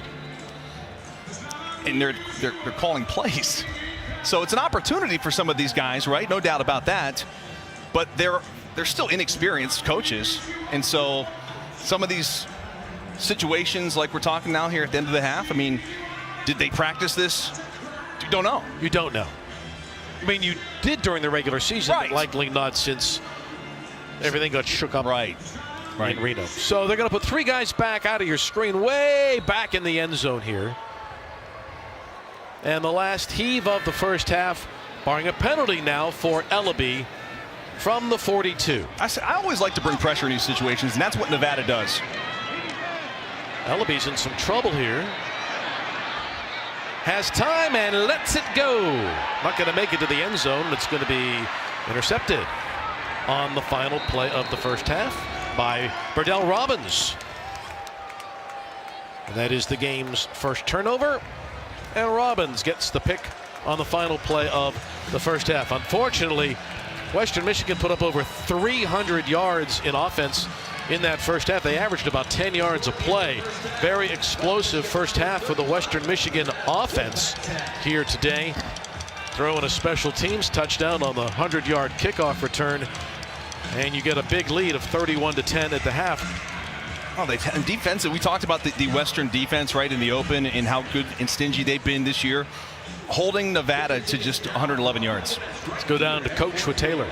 Thank you, Coach. You didn't know what Nevada was going to show you on either side of the football. How do you feel like you guys have been able to adjust? I think defensively we've done a good job. I mean, they got the ball down on the first drive, and our penalties gotten us trouble in another drive. But our guys have been playing hard, been efficient with the ball on offense, and that's what we came in here to do. You guys have been relying on the ground this first half. How much do you want to build on that in the second? Yeah, I mean, we're a running team, and we got to make them load the box. And if they don't, our guys up front are doing a really good job. We have to keep the ground game going, and we got to take care of the ball. Thanks for your time, Coach. Appreciate it. Thanks. Bill? All right, Coach Lester, it's been a good Monday at the office. for Western Michigan. Halftime here in Detroit. Let's go to the studio to Kevin and Sam. All right, Bill. Welcome back to Capital One Bowl Mania. We're at halftime in Detroit at Ford Field. Western Michigan and Nevada meeting in the 7th annual Quick Lane Bowl. And the Broncos out of the MAC with a 3-touchdown lead, 31-10 here at the break. Before we get going in the third quarter, let's go down to the field once again. Here's Taylor McGregor. Half, he said it really just comes down to executing more. Defensively, I asked about stopping the run. He said we have to get to our hat and we have to tackle. And then offensively, he said we need to be more efficient. He said it just all comes down to everybody doing our job. I said, as simple as that? He said, yep, it's as simple as that. You know, there have been times that they've looked really good, but at the other end, they gave up 317 yards in that first half. And, you know, statistically, Western Michigan didn't run that many plays. They got 10 yards a snap. Yeah, it was disappointing to say the least. I thought that the Nevada defense was going to be the strength of this team. This game's, you know, it's far from over. They can get back in the ball game, but to get back in the game, it starts with stops, right? Here, and Western's going to get the football here to start the second half. What defensive adjustments can they make at this point? Coach said, got to tackle, Bill. But that's really what it is. I mean, it's just effort. You got to. Sometimes in these bowl games, you never know what sort of attitude, you know, want to is going to show up. And, you know, defensively for Nevada, they got to make plays. I mean, these are most of their starters, and they just got to tackle better, I think. Fair catch called for on slow the run down, Bill. I mean, they got to stop the run. Well, that brings us to today's clutch delivery, brought to you by Chipotle. And this is a perfect example of it. Look at the average per carry for Tyler and Kincaid. Yeah, I mean, nearly 8 yards a pop, and they've only got 15 rushes combined, but they have not been able to slow them down.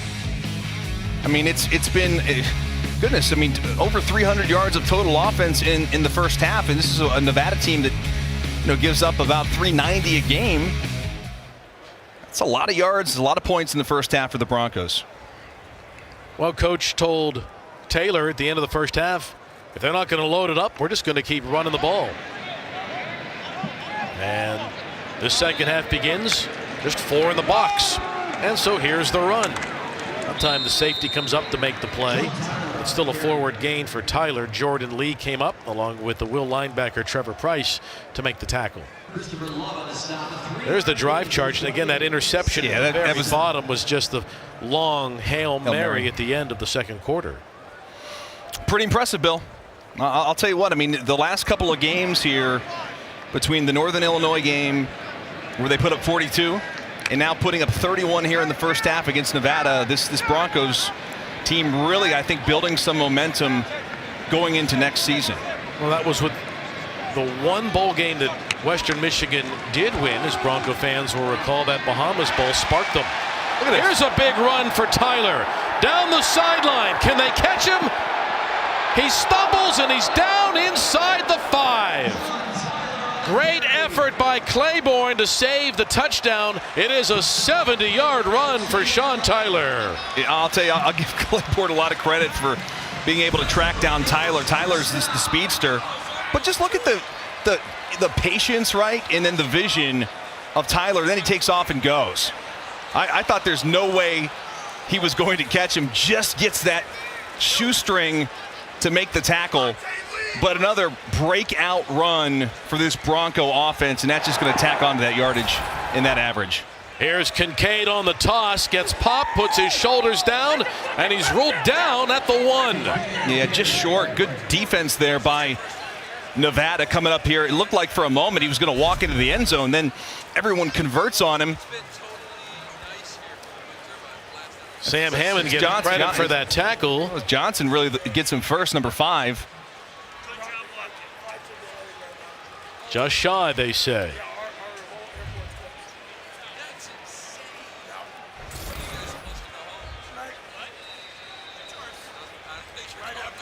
Now they want to get the right personnel grouping in here on second down and goal on the 1 and they may take a timeout. Western Michigan, for first and a half. Well, Tyler had a 100-yard kickoff return early in the first quarter. A 70-yard run here to start the third. Here it is again. Let's watch closely on the toss to Jackson Kincaid.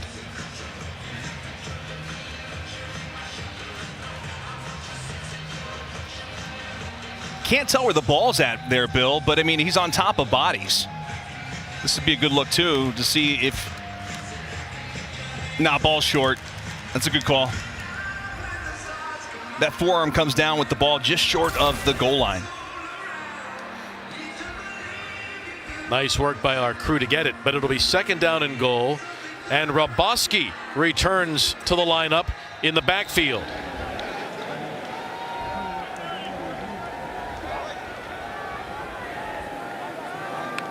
Roboski takes the snap. Roboski stumbles, trying to stretch across. Didn't get in. In fact, he's going to lose about a half a yard, Bill. Roboski on the carry. And they do the fake jet sweep with Moore. Third down and goal. And he just trips up. That's the old turf monster, Bill. Ooh, that ball. It looked like it was coming out, didn't it, for a minute? They'll talk to Roboski about it, a teaching and learning moment. And now Ellaby back in, quarterback keeper. They try to give him a push from the backside. And he's in. Touchdown for the Broncos. Michigan Broncos.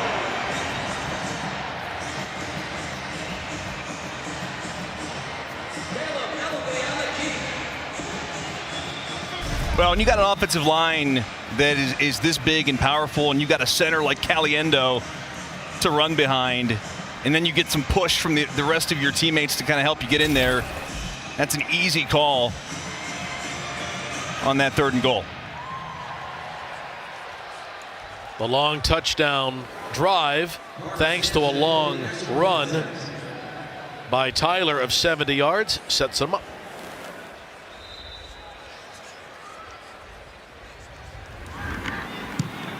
Sampson adds the extra point. Well, Dustin, the third quarter begins much like the second quarter ended.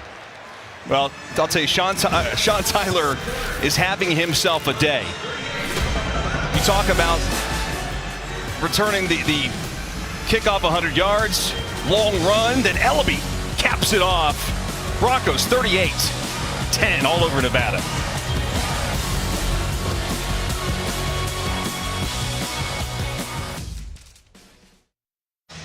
Back in chilly Detroit at the Quick Lane Bowl, Western Michigan opening up a 38-10 lead early in quarter number 3 here in the Motor City.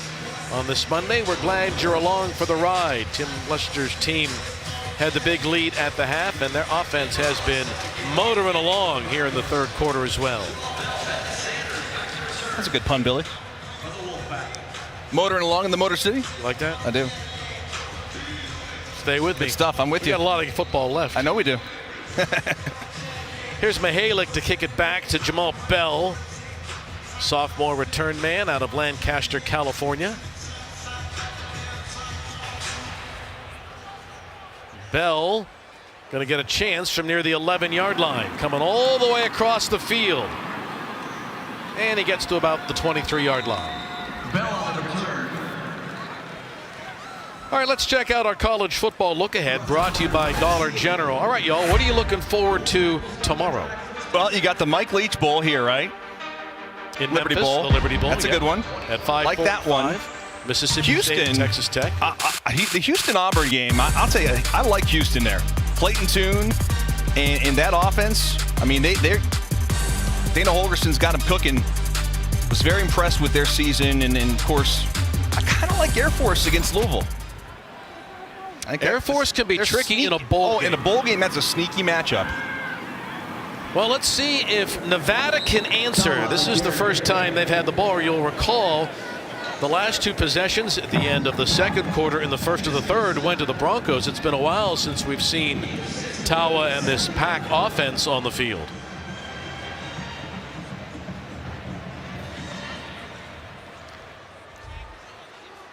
Out of the pistol with Nate Cox in there at quarterback. Cox keeps it. Cox is in some trouble. Great defense or wrong read? What happened there, Dustin? A little bit of both. I give credit to Western for making the stop. Bill, you talked about that Air Force Louisville game. Malik Cunningham, what a season this young man is having, getting comparisons to the great Lamar Jackson from Louisville as well. A terrific year he had, and boy, he can cook on the ground. I mean, he's extremely dynamic. 3rd and 9 for Nate Cox.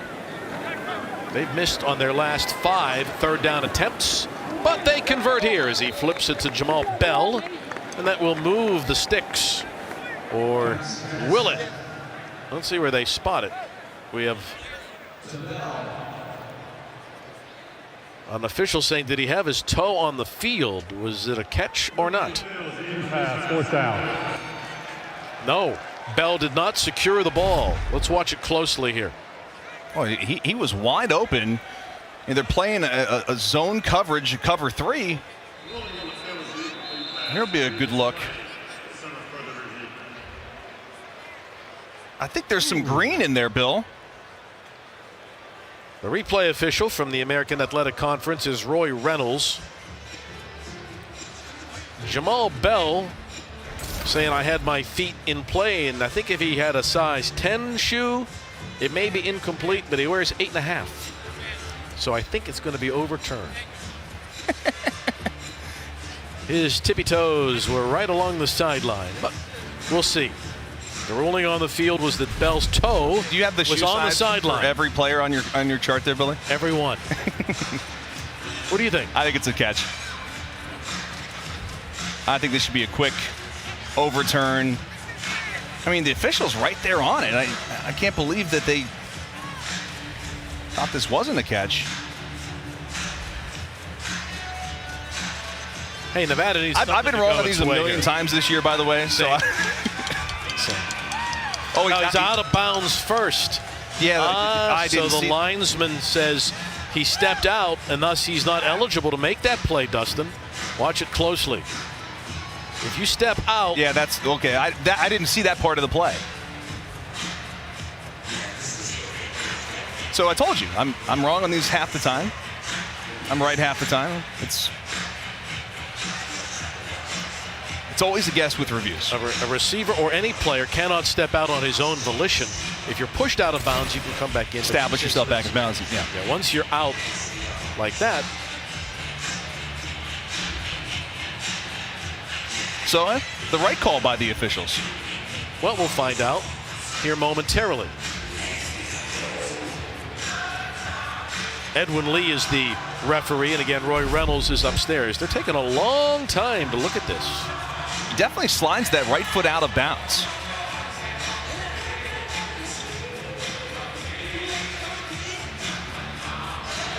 On the field, they've moved the sticks.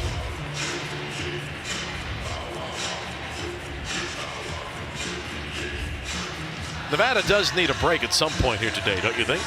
They do, and this would be the big break that they maybe could get something going here and get another touchdown drive and try to mount a comeback. After a further review, it was a complete pass at the 40-yard line. Will be 1st and 10.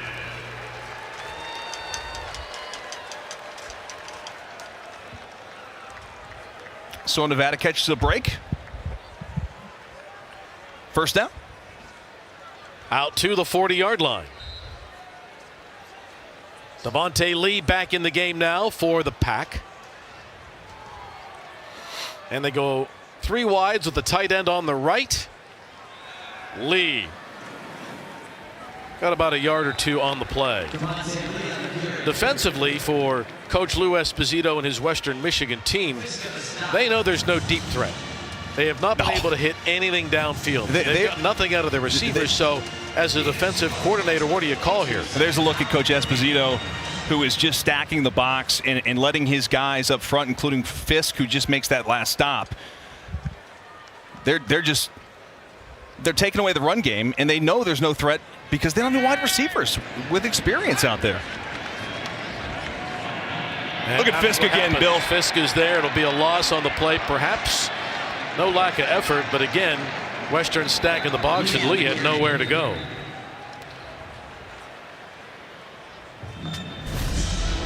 Take a look, Fisk inside here, and just watch his get off.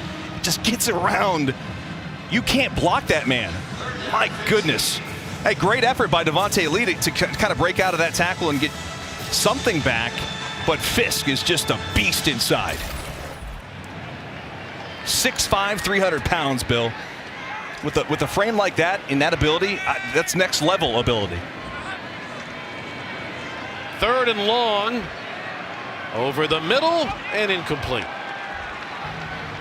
Intended for Bell, and the pressure was put on by Marshawn Neeland, and it'll bring up another Nevada punt here in the 3rd. So they catch a break on the first down catch to Bell, and then just stall out again. Julian Diaz to kick it away to Nunley. Diaz has been a busy guy punting the ball today.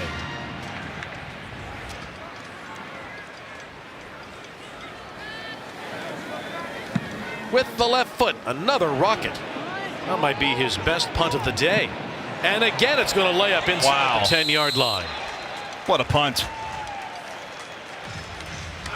Julian Diaz with a 59-yard punt. Breaking the action here in Detroit. Broncos get the ball when we come back.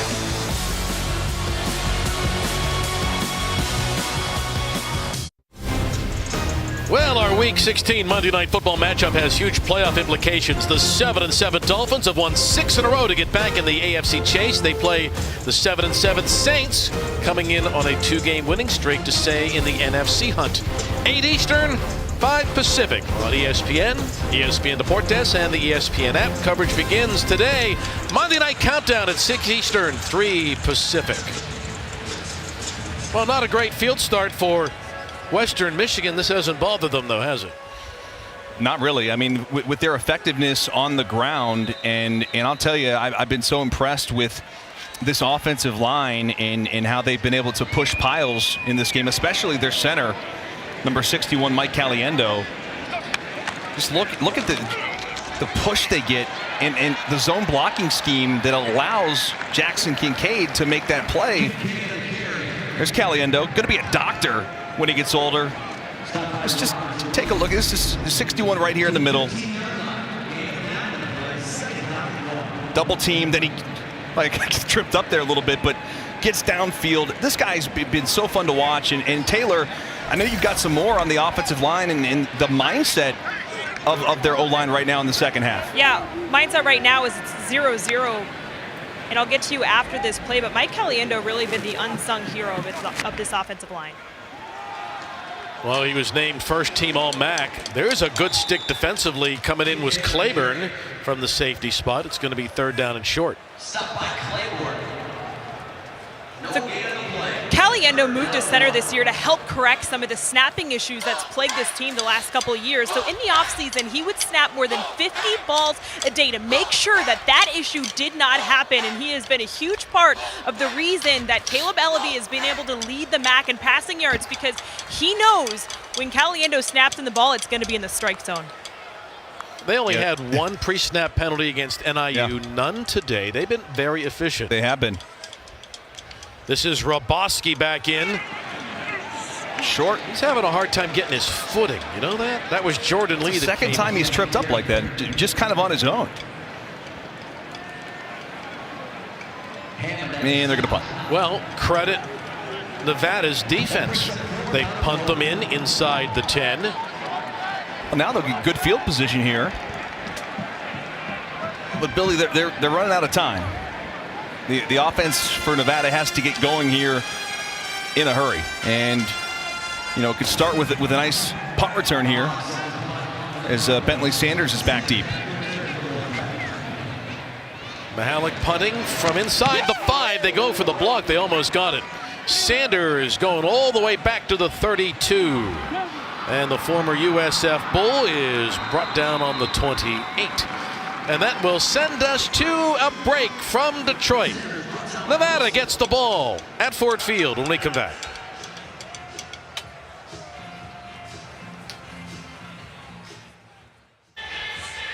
Quick Lane Bowl in Detroit on this Monday. Western Michigan had the big lead at the break and has extended it to 38-10 with 7:03 to go here in the third. It's time now for today's performance update presented by Tax Act. Well, it's been the Western Michigan offensive line and really the rushing attack. You see Caliendo there, and their whole offensive line has done a great job. Protection of Ellaby. Look at Caliendo getting down the field on a scramble play. Gets out and pulls. That's just great blocking at the tremendous. point of attack. Yeah, at the point of attack. And down here in the red zone, helping get Ellaby inside the end zone for the touchdown. Meanwhile, the rough afternoon continues for Nate Cox. Conversely, Western Michigan is just loading up. They have no downfield game, and they're able to gang up on the quarterback. That was Corbin Moment, linebacker from Vero Beach. And all Cox really can do at this point, he's shaking his head. He's just thinking, I got no time. They get young receivers on the outside, guys who haven't played in games, and he's trying to run the offense that they had, run prior with Coach Norvell. But it's changed a little bit because of the situation. So very difficult spot to be in for Nate Cox to get his first start. Cox gets belted on the 20. Let's go back down to Taylor. That his offensive line is better communication to combat some of the stunts and twists that Western Michigan's defense is showing them. Taua coming up to his O-line and saying, we have to work together. Yeah, they've got to, listen, really, the one offensive lineman they had to replace, in this game was, Jacob Gardner, who is not playing in this game. But for the most part, they've got most of their guys up there. They're just, can't stop. Third and long. There is a flag. Did he get him around a face mask? I think so, yeah. That's going to give him a free penalty. A first down. Break. Ralph Hawley came in. It's a clean sack. Personal foul, face mask, defense. 15-yard penalty, automatic, first down. Not intentional, but the rule is that is a first down.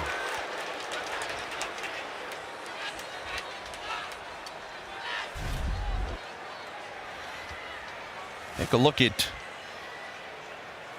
Yeah, it was going to be on a Hawley there. I didn't see a great view of it there, Bill. It was. Is he having a baby? First down and 10. Take another look at this. Yeah, I think he grabs as the helmet goes down right as he has got his hand around the face mask. Just the third Bronco penalty. Meanwhile, Cox, man, they are in high speed pursuit of him, aren't they? Hawley and Fayad get there at the same time. Fayad had, 11 and a half sacks this season. He'll share that one with his teammate from West Bloomfield, Michigan, just north of here. Yeah, what a player Fayad is. 16 tackles for loss this season. There's Lou Esposito, their defensive coordinator. I'm telling you, this guy, I think someday is going to be a head coach. After watching their team play this season and talking to him, he knows ball, man. He has got something special to him. Second and 11. That ball delivered on the money for the first down to the 45-yard line to Taua. 18-yard throw and catch. And Taua does a good job down the seam. And that football is placed really the only place that Taua can get it, right over the defender.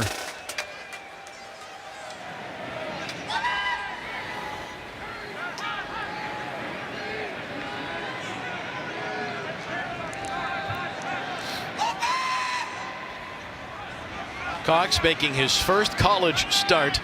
They've been after him all day. No pressure this time.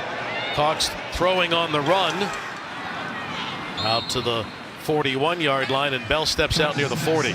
Well, and Bill, the one thing I'll say about these wide receivers for Nevada is this is an opportunity, right? You get a chance to gain some valuable experience in the bowl game, not just in the game itself, but in practice. And you have an opportunity to make an impression on the new coaching staff. Coach Wilson is here. He said he's still assembling his staff. We don't know that they're going to run the air raid next year. It may look similar to what they have done in the past. It may look like what we're seeing today with the pistol. Who knows what it will look like, right? Believe this, great run by Cox. Good decision to get outside. But Bill, believe me, Coach Wilson is evaluating every player on this field, seeing who's playing hard, who's going to finish the game, what players stand out to him, because he knows going into next season, he'll remember all this stuff as he puts together his roster, has to start recruiting, knows what positions are weak on the team, like all that stuff. He's like an NFL scout right now, looking at this team, finding out a lot about his roster. And if he's seen anything today, it has not been a lack of want to. The kids have really bought into this. They're just so inexperienced. Right. The receiver position. There's a good run. Big hole for Lee. Devontae Lee trying to stretch across. They say he's down. It is not a fumble. That was a risky stretch. Ryan Kilberg brought him down after the 34-yard run inside the 2.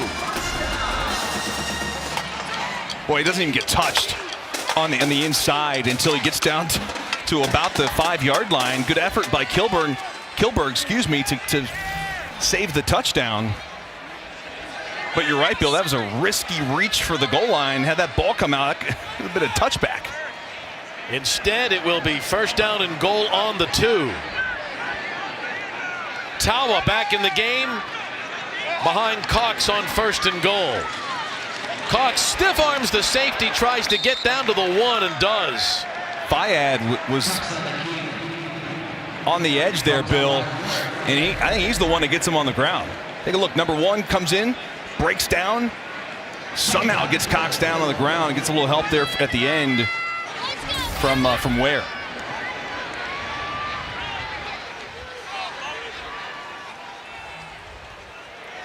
Second and goal on the 1.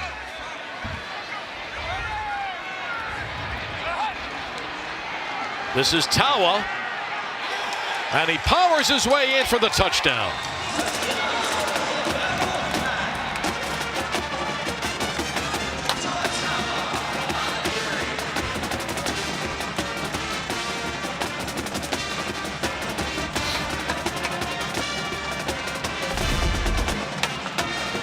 Take a look at Tawa.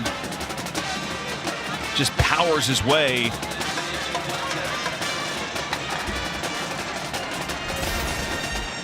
Well, give them credit. They took advantage of the face mask penalty on the sack. You'll recall that was a very big play because it was a sack on a 3rd and 18? Yeah. But they gave him a first down. Hey, listen. Lee, Tawa, and Nate Cox responded.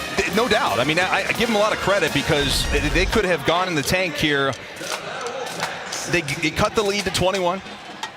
I know it seems like a lot, but crazier things have happened in certainly comebacks. If you're familiar with the Mid-American Conference, some crazy things happen in this conference. So let's see if their defense can slow down Western Michigan. That's been the problem. They did a good job the last drive. They forced the punt, get good field position. Benefit, as you mentioned, from the face mask penalty. And I thought Cox did a good job at a couple of those runs. And then, Devontae Lee gets him down to the 2-yard line. Last year when we had bowl games, we didn't always have the bands and the cheerleaders. It's so nice. These Love it. Had a really good time this week here in Detroit. Number 1, they're just delighted to play. As we know, there are some teams that have been stranded at a bowl site and can't play. And if you're Washington State, for example, still looking for a potential opponent, right? No doubt. They're happy not just to be here, but to play and experience some of the cool things here in the Motor City. They had a chance to have some competitions this week with both teams. What was it called? Volleyball or something they were playing? Bowling. Bowling. Football bowling. Yeah. Bowling, yeah. That's with the... Seen that at some tailgate parties before. Dustin just invented a sport. Yeah, I think I did. Hey, it all comes down to this. The college football playoff semifinals. Are you ready? I'm ready. Friday, December I'm ready. 1st on ESPN and the ESPN app. Number 1 Alabama against number 4 Cincinnati. That's in the Goodyear Cotton Bowl Classic at 3:30 Eastern and 12:30 Pacific. Then it's number 2 Michigan and number 3 Georgia in the Capital One Orange Bowl. The winners, of course, play for the national championship Monday, January 10th on ESPN.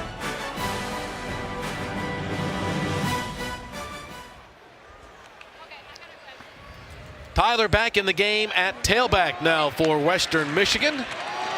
Takes the handoff on first down. He has been so shifty today. He has made his living doing that. He got about 5 yards. All right, we talked about foaling. Okay. This is what we are talking about when we are talking about foaling. You throw the football. It's bowling with the pins. football. Looks like a lot of fun. My sport would be the playing volleyball with the football. I'm just inventing sports. How would one do that? They'd be on the Ocho. Second down, and there goes Sean Tyler plowing his way ahead. By the way, Nevada won the foaling. Here's the foaling championship. There you go. Bowl games are so much fun.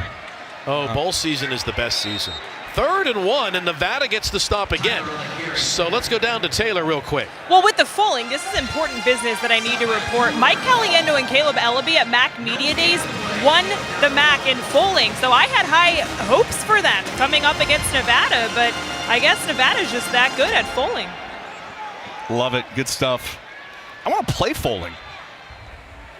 You want to do that tonight? If you want to. How do you think the proprietor at the local Detroit bowling alley would take if we showed up with a couple of footballs? Well, first off, I've seen you swing a golf club, so I can't imagine you throwing a football. Fair. 4th down, and that'll bring us to the end of the 3rd quarter. We are going to the Foaling Warehouse postgame.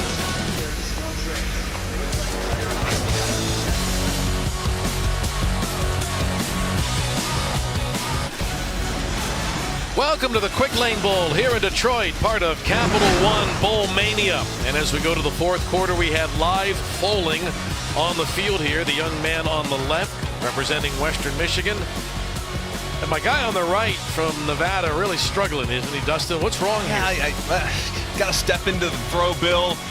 Just a lack of accuracy, just not good enough. I mean, watch his reaction here. He's like, you got to be kidding me. All right, so Western gets their revenge, right, in the foaling here on the field at the day of the game. So, congratulations. Clearly harder than it looks. More importantly, Nevada with a big stop here to get the football back. Back-to-back stops for the Nevada defense. And Mihalik will punt it away to Sanders.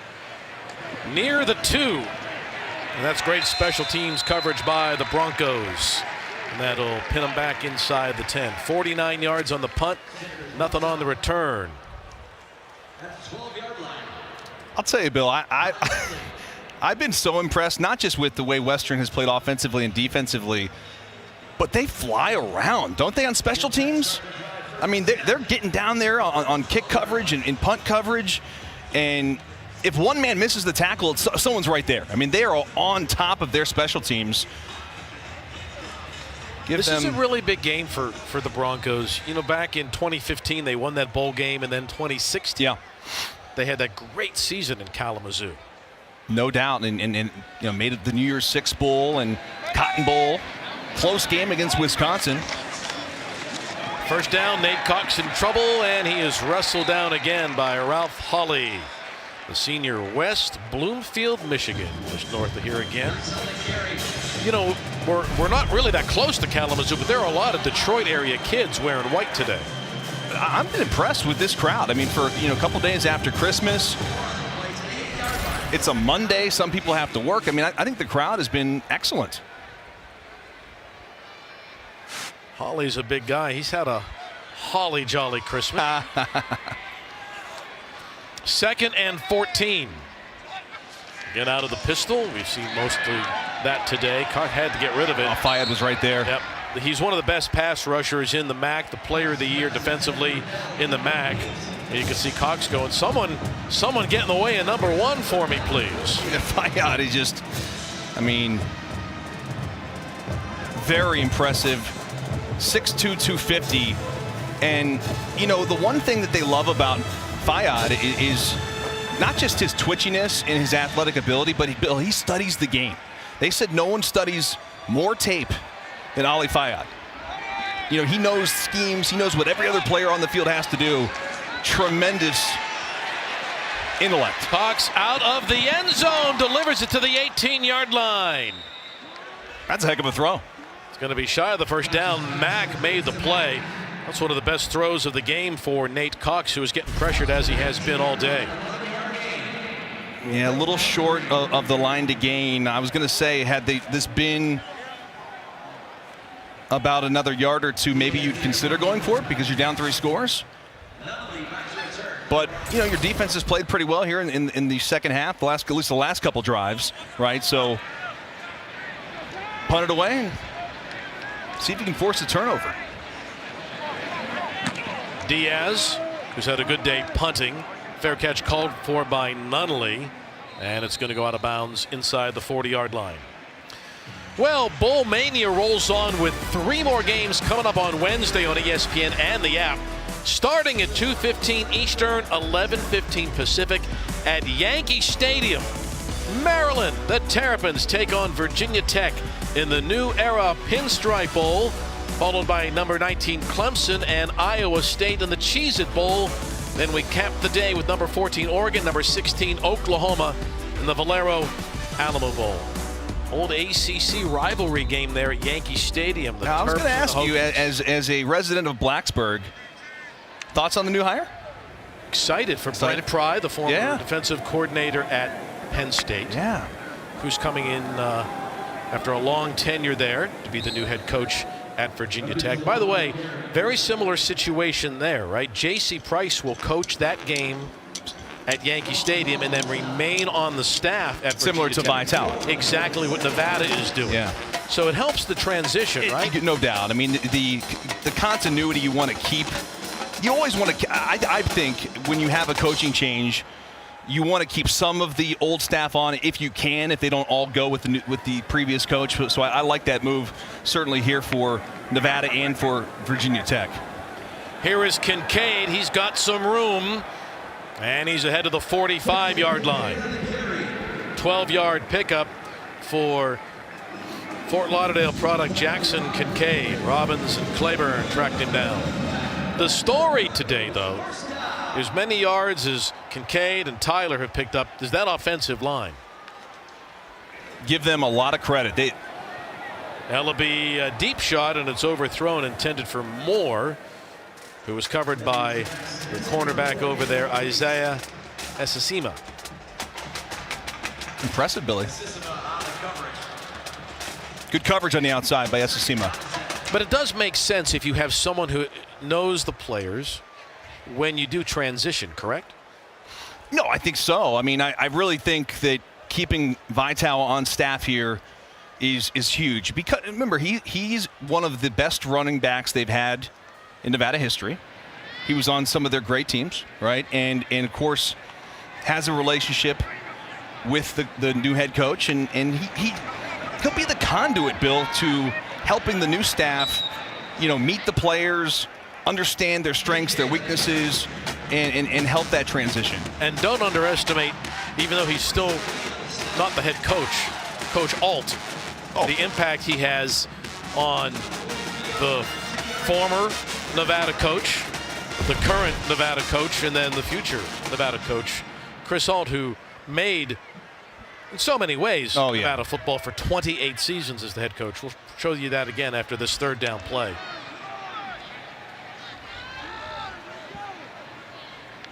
With the clock moving, Bill, I would be shocked if they didn't continue with the run game here. But you do got a lot of cushion up top to Sky Moore. Ellaby going to take a shot, and it is caught inside the 20-yard line by Nunnally. Well thrown and a nice reception by the senior from Cleveland, Tennessee. That's a 30-yard pickup on a 3rd and long. This is a great throw by Ellaby. A corner route to Bryce Nunnally, and Bryce has been kind of a special teams ace and played kind of in a backup role.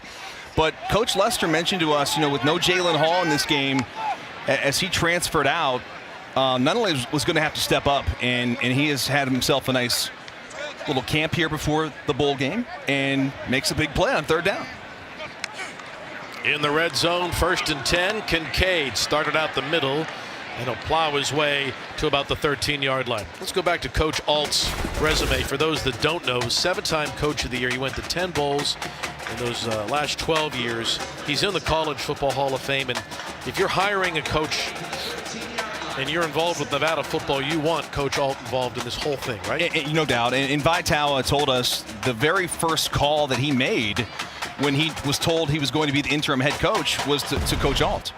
And Coach Alt came to practice almost every day when they were prior to leaving Reno, and really kind of helped out with, the day-to-day stuff and giving some advice to Coach Tawa to help him in this tough spot, really, with just a couple weeks to prepare for a bowl game. Kincaid gets inside the 10. Just shy of the first down. Mack made the tackle. To the 9-yard line. 3rd down. So it'll be 3rd down and 1.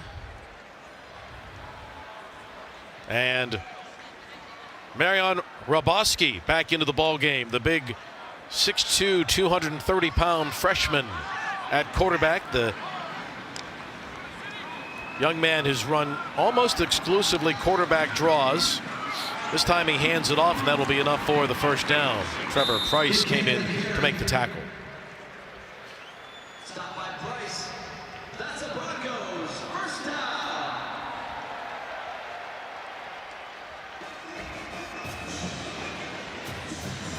The price that you pay when you win and you have a successful program is other schools are interested in your coaches, and that has certainly been the case with Nevada. 4 straight bowls, one of the best teams in the Mountain West, and the result has been they've lost some people. 1st down and goal. Kincaid, big hole. Oh, that line continues to get it done. Kincaid gets his 2nd score of the day.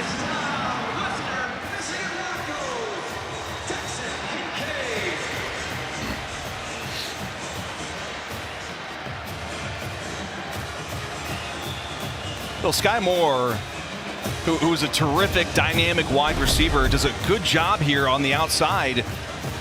He comes in and gets the block right here.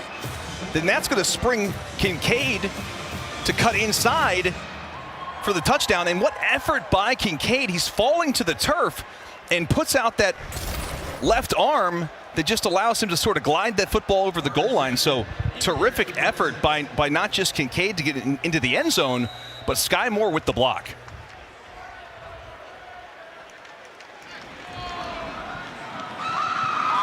Extra point is good. Well, Jackson Kincaid started 8 and played in 38 games for Nevada. Now against Nevada in this bowl game, 2 touchdowns.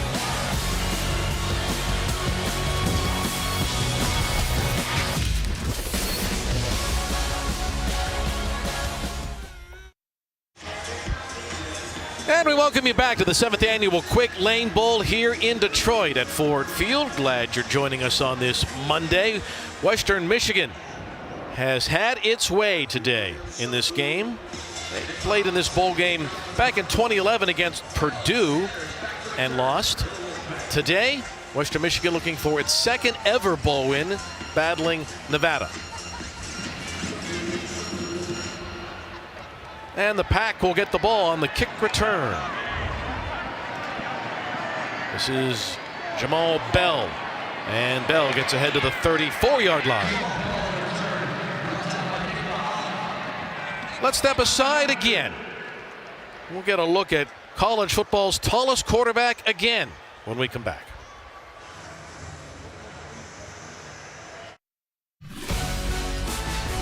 The Quick Lane Bowl is brought to you by Quick Lane Tire and Auto Center, your go-to for oil changes, tires, brakes, the whole 9 yards. That's Vitala as a player for Nevada. Number 34 for the Pack, coaching today, and he'll remain on as associate head coach on Coach Wilson's staff at Nevada. His younger brother, Toa in the backfield. Here is Cox going to take a shot downfield to Toa, and he can't hang on. Kind of got turned around a little bit, did the younger brother. Ryan Seelig had the pressure on the quarterback. Here are statistically how the two guys line up, Dustin. Well, Vi's got a little bit more yardage there, obviously, and more touchdowns. The offense was different when he played as opposed to the air raid system now. But both are terrific running backs, and I give Vi credit. He did say his younger brother is better than him, at least athletically. So I thought that was pretty cool this week. And how special for these guys to, for this game, right? And for Toa to be able to play in this game and for Vi to coach it as an interim head coach is pretty cool, I think. And another brother serving as an assistant coach here today as well. It's a true family tradition. They've got a lot of siblings now. Yes. The Toas. Or Towers, excuse me. By the way, Vi was so excited. He said he grew up a Barry Sanders fan. In fact, was wearing his Barry Sanders jersey. He has one. Cox in trouble. Nice job to stay on his feet. And finally knocked down by Ryan Seelig. Got to give Nate Cox some credit, man. They have been all over him since right at the very end of the national anthem, Dustin. Yeah, these DNs and the interior defensive linemen have been all over the place. Cox has had no time to throw. And when you've got young receivers on the outside, Bill, that are just kind of learning and I don't want to say they don't know what they're doing. They're just inexperienced. And they're playing a really good defense. They're playing a really good defense with two excellent corners on the outside. Fourth down, they're going to go for it here. Nate Cox on fourth down over the middle. Nicely done to Jamal Bell in open field, and that'll be a first down ahead of the 36-yard line. The one bright spot for Nevada has been Bell. I mean, we knew coming in he was going to have to step up, and he has. I mean, that's his 6th catch of the game. Ahead to the 38-yard line. There's only been 3 guys that have caught a pass, and the other 2 are running backs. 5 receivers left. Their top 5 receivers all gone for this game. Another throw over the middle. There was collision, and there's the flag. You know what Nate Cox is doing after the game today? Epsom salts? Yeah, and then he's going to go home to Lafayette, Louisiana. That's an interference. Number 29, defense. The ball we placed at the spot of the foul, automatic first down. And have some amazing food. He's going to have his favorite dish down there. It's chicken poblano, which sounds amazing. I don't even know what it is, but it sounds amazing. Chilies and onions and garlic all grilled together. Oh my God. That's Nate Cox's favorite meal. You're making me hungry. And his mom is the best at it. I didn't eat breakfast yet. Starving. Let's go. Let's go get some of that chicken. First down and 10 for Nate. Before the chicken poblano, there's a little quick pass on the left side to the tight end. Ahead to the 25-yard line, down to the 24. Ware made the play defensively. Every play, it just seems like there's a Bronco just flying in. I mean, the speed of their defense has just been so impressive. I don't care who it is, whether it be Ware, or the last play, even though it was pass interference. Kilberg comes in. The defensive line flying around, special teams.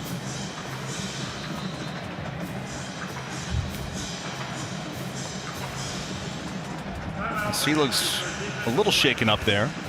And they're going to stop the clock for a moment and let him regroup a little bit. Now remember, Western Michigan is down some guys too. They had some players test positive who couldn't play, so some guys may be playing more snaps maybe than they're used to playing. Yes, I mean, there's guys don't know all the details as to why some players are not playing, but they're down Myrtle today. A.J. Thomas not playing in this game.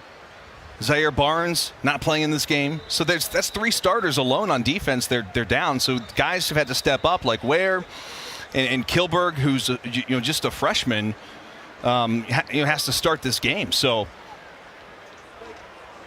they've had some shuffling to do on defense, and they've all played well.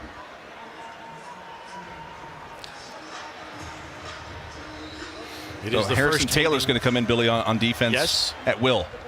Harrison's out of St. Charles, Illinois. He's the number 3 player at that will linebacker position. Smart player, too. Yeah, I would say this is the first meeting ever between these teams. Here's a throwback pass for Cox. If he can get it away, oh my goodness.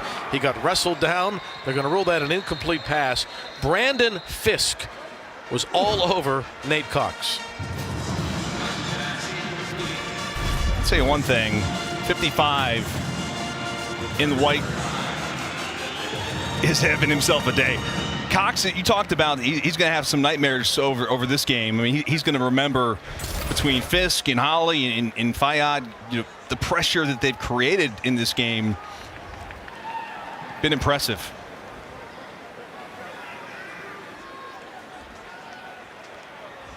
Fisk inside with Holly, they're both like super competitive with each other. That ball's delivered, and that'll be enough for the first down again. Down to the 20-yard line. That's Carson Walters.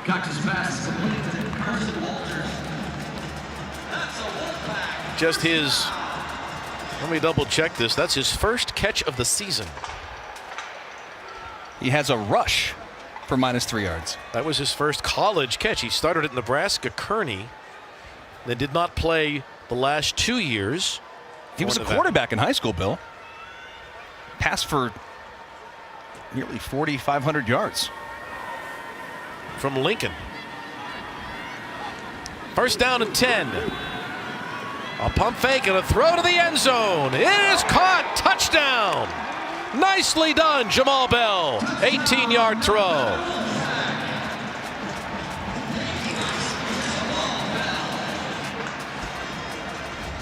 Yeah, the one thing that I'll say about, and I mentioned this earlier in this drive, is Bell is impressive. No Romeo Dubs in this game, so big shoes to fill with all the wide receivers. And little dap, little love between Cox and Bell there after the play. By the way, thank you for Bell's really helping not that short. No, look, Bell goes at what, 6 foot? Quarter 6'9". Yeah.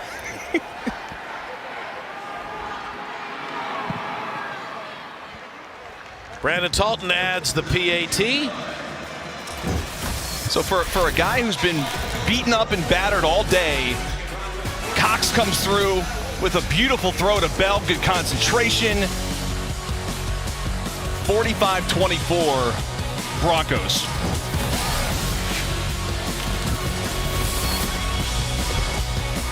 Well, there's Nate Cox. He's filling in for Carson Long, who was the Mountain West Conference Player of the Year. We've talked about how he's hung in there and done a really nice job considering. Dude, look at that mane. That dude's got some sweet hair. There's a look at Bell. Just had the touchdown. He's had himself a nice day, stepping in for a really host of wide receivers. As he's, I think, giving Mom a shout out there, Billy. Bell's 7 onside catches, kick attempt here, Bill. 7 and 75 yards for Bell. You would think so. Let's see. Yep, coming to the near side. There's the big hop. Ball in the air, a collision, and the Broncos got it.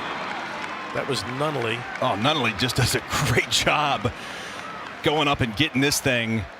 So Western Michigan will have great field position when we come back.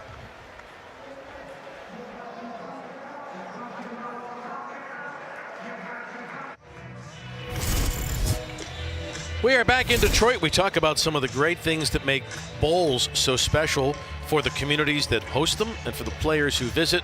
Western Michigan's kids, Dustin had the chance to visit a food bank right here in Detroit during this Christmas week, post-Christmas holiday, and really learn what this is all about, giving back to the Wayne County area here. Yeah, no doubt. Good job out of the Broncos program and Tim Lester and his staff for getting involved. And that's pretty good stuff. When a bowl gets canceled, we as fans are disappointed the game doesn't get played, but for the kids that don't get to experience it, it's really disappointing because there's so much to it, so much more than just the game. Here's Jackson Kincaid, who's had a day to remember. He gets ahead to about the 42-yard line. You played in bowls. You know what I'm talking about. Oh, yeah. I played in 4. And, the experience of playing in the game is amazing. But the week prior that you spend, or 5 days, whatever it may be, whether it be doing things like that, working with a food bank, or going to do the foaling stuff. I mean, there's all kinds of fun things that these games have, and I love my experiences. I played in the Outback Bowl, the Alamo Bowl, the Fiesta Bowl twice. I mean, great experiences, all of them. Second down run again for Kincaid. The opportunities to do things with your teammates. We were in Boise this past week, a French fry eating contest. Yeah. Amazing. How fun is that? So much fun. And those are the memories and things you love about college sports and college football in general. As you do have a Bronco down. It's Dylan Deathridge, the right guard. But back to your point, I mean, it's whether it be the Quick Lane Bowl or the Peach Bowl or the semifinals. I mean, you're going to remember it with your teammates, that experience, for the rest of your life, no doubt. I would imagine there could be some chicken nuggets consumed at the Chick-fil-A Peach Bowl later this week by Michigan State, Pittsburgh's offensive lineman. Chick-fil-A. And the defensive line. Do you know how many bloomin' onions I ate at the Outback Bowl? Too many. I bet you did. Love it. Deathridge, I think, is okay. He's walking off the field. He just gave a thumbs up to the umpire. So you can see that Western Michigan was able to already run for 325 yards, and we still have 4:14 remaining. Well, remember to tune into the ESPN app for the Capital One postgame immediately following the game on the ESPN app. One app here at Ford Field. One tap.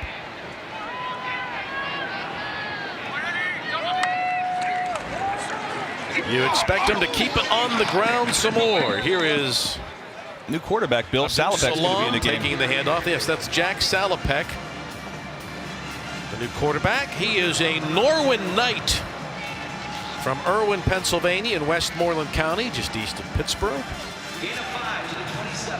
Second down and 5. A good family lineage, too. I mean, his father played hoops.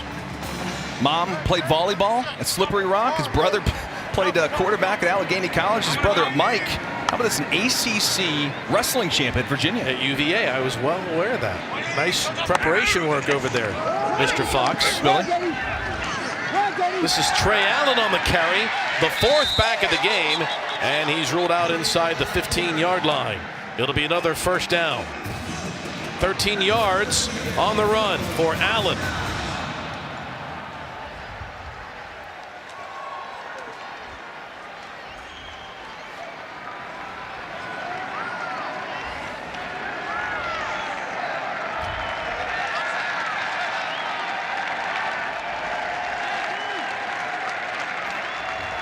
Salopek waiting for the ball with 2:51 to go. That's an all-new offensive line as well in the game. Allen gets ahead for about a half yard and then gets pushed back with 2:40 to play.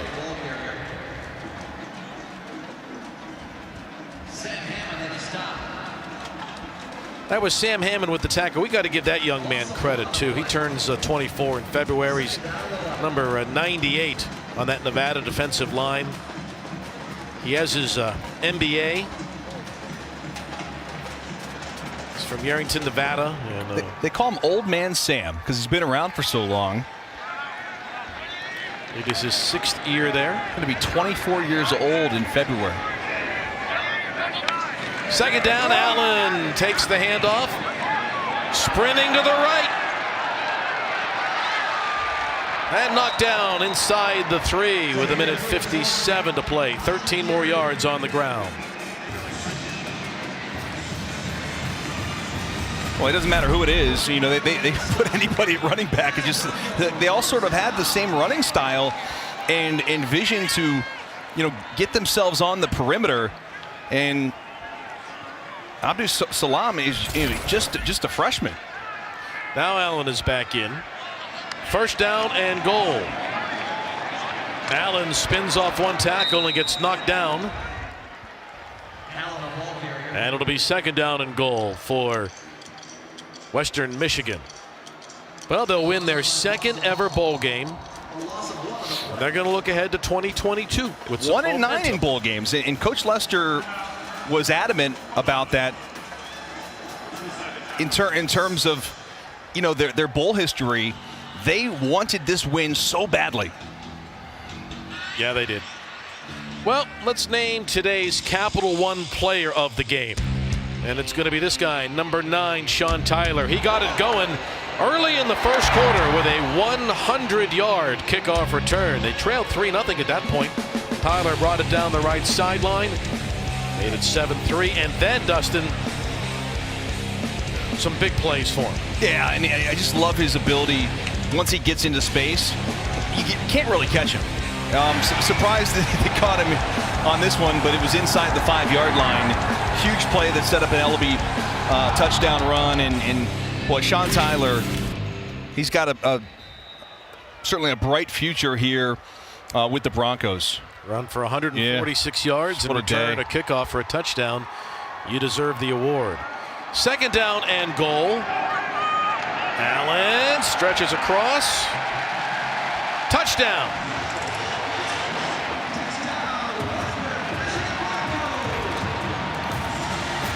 And the excitement of Tyler coming in to congratulate his teammate on the touchdown. Again, that was all backup guys in the game at the end for the Broncos. Yeah, good effort at the end of this run to get in the end zone. And the Broncos, boy, put up a 50-burger. They have just been so dominant today in all facets of the game. And you have to feel for Nevada and what they have gone through over the last couple of weeks. I mean, this, you know, Western's pretty much at full strength here, and they're a really good football team. And Nevada comes in really shorthanded. Really shorthanded. So, good, not just as players, but the staff. There's a look at Tyler's numbers as he is the Capital One player of the game.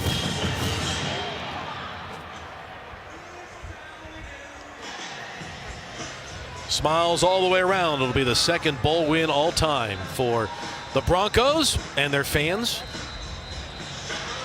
And again, we're not that far from Kalamazoo, but it was in essence a quasi-home game for them. It's drivable.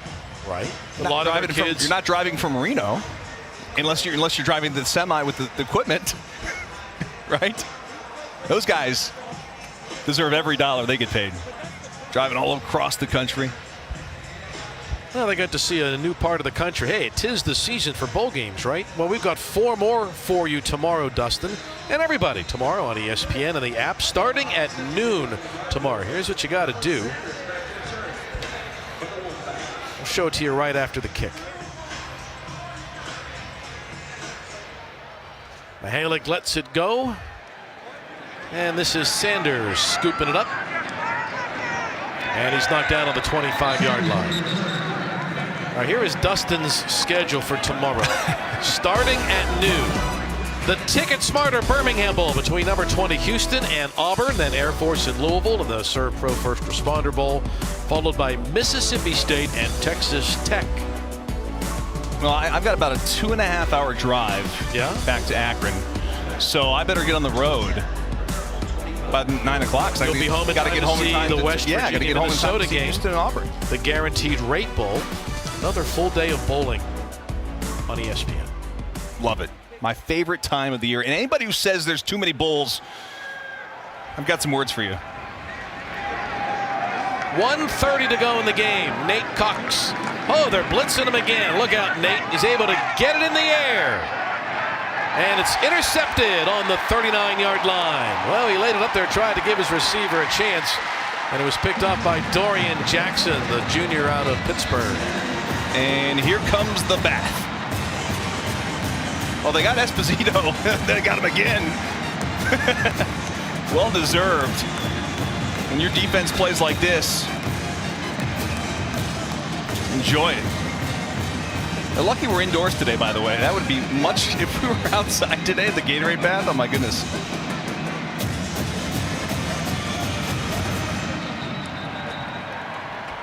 1:23 to go, and did they get Lester, Bill? I don't. He looks know. a little wet there. He's wet, yeah.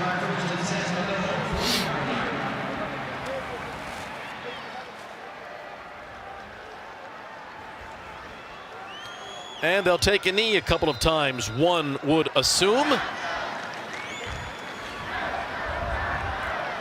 And the Broncos will finish their season 8-5, hoping this bowl is a jump start for their 2022 season.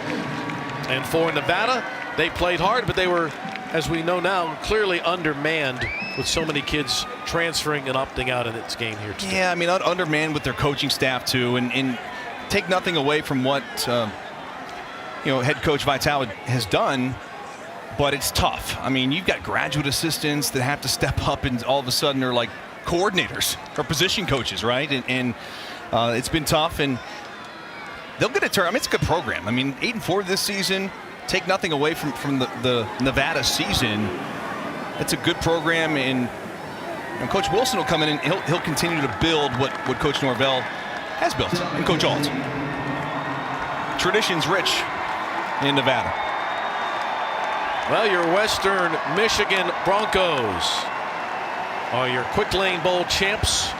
Tim Lester gets the second bowl victory in school history for his alma mater. He was a quarterback there.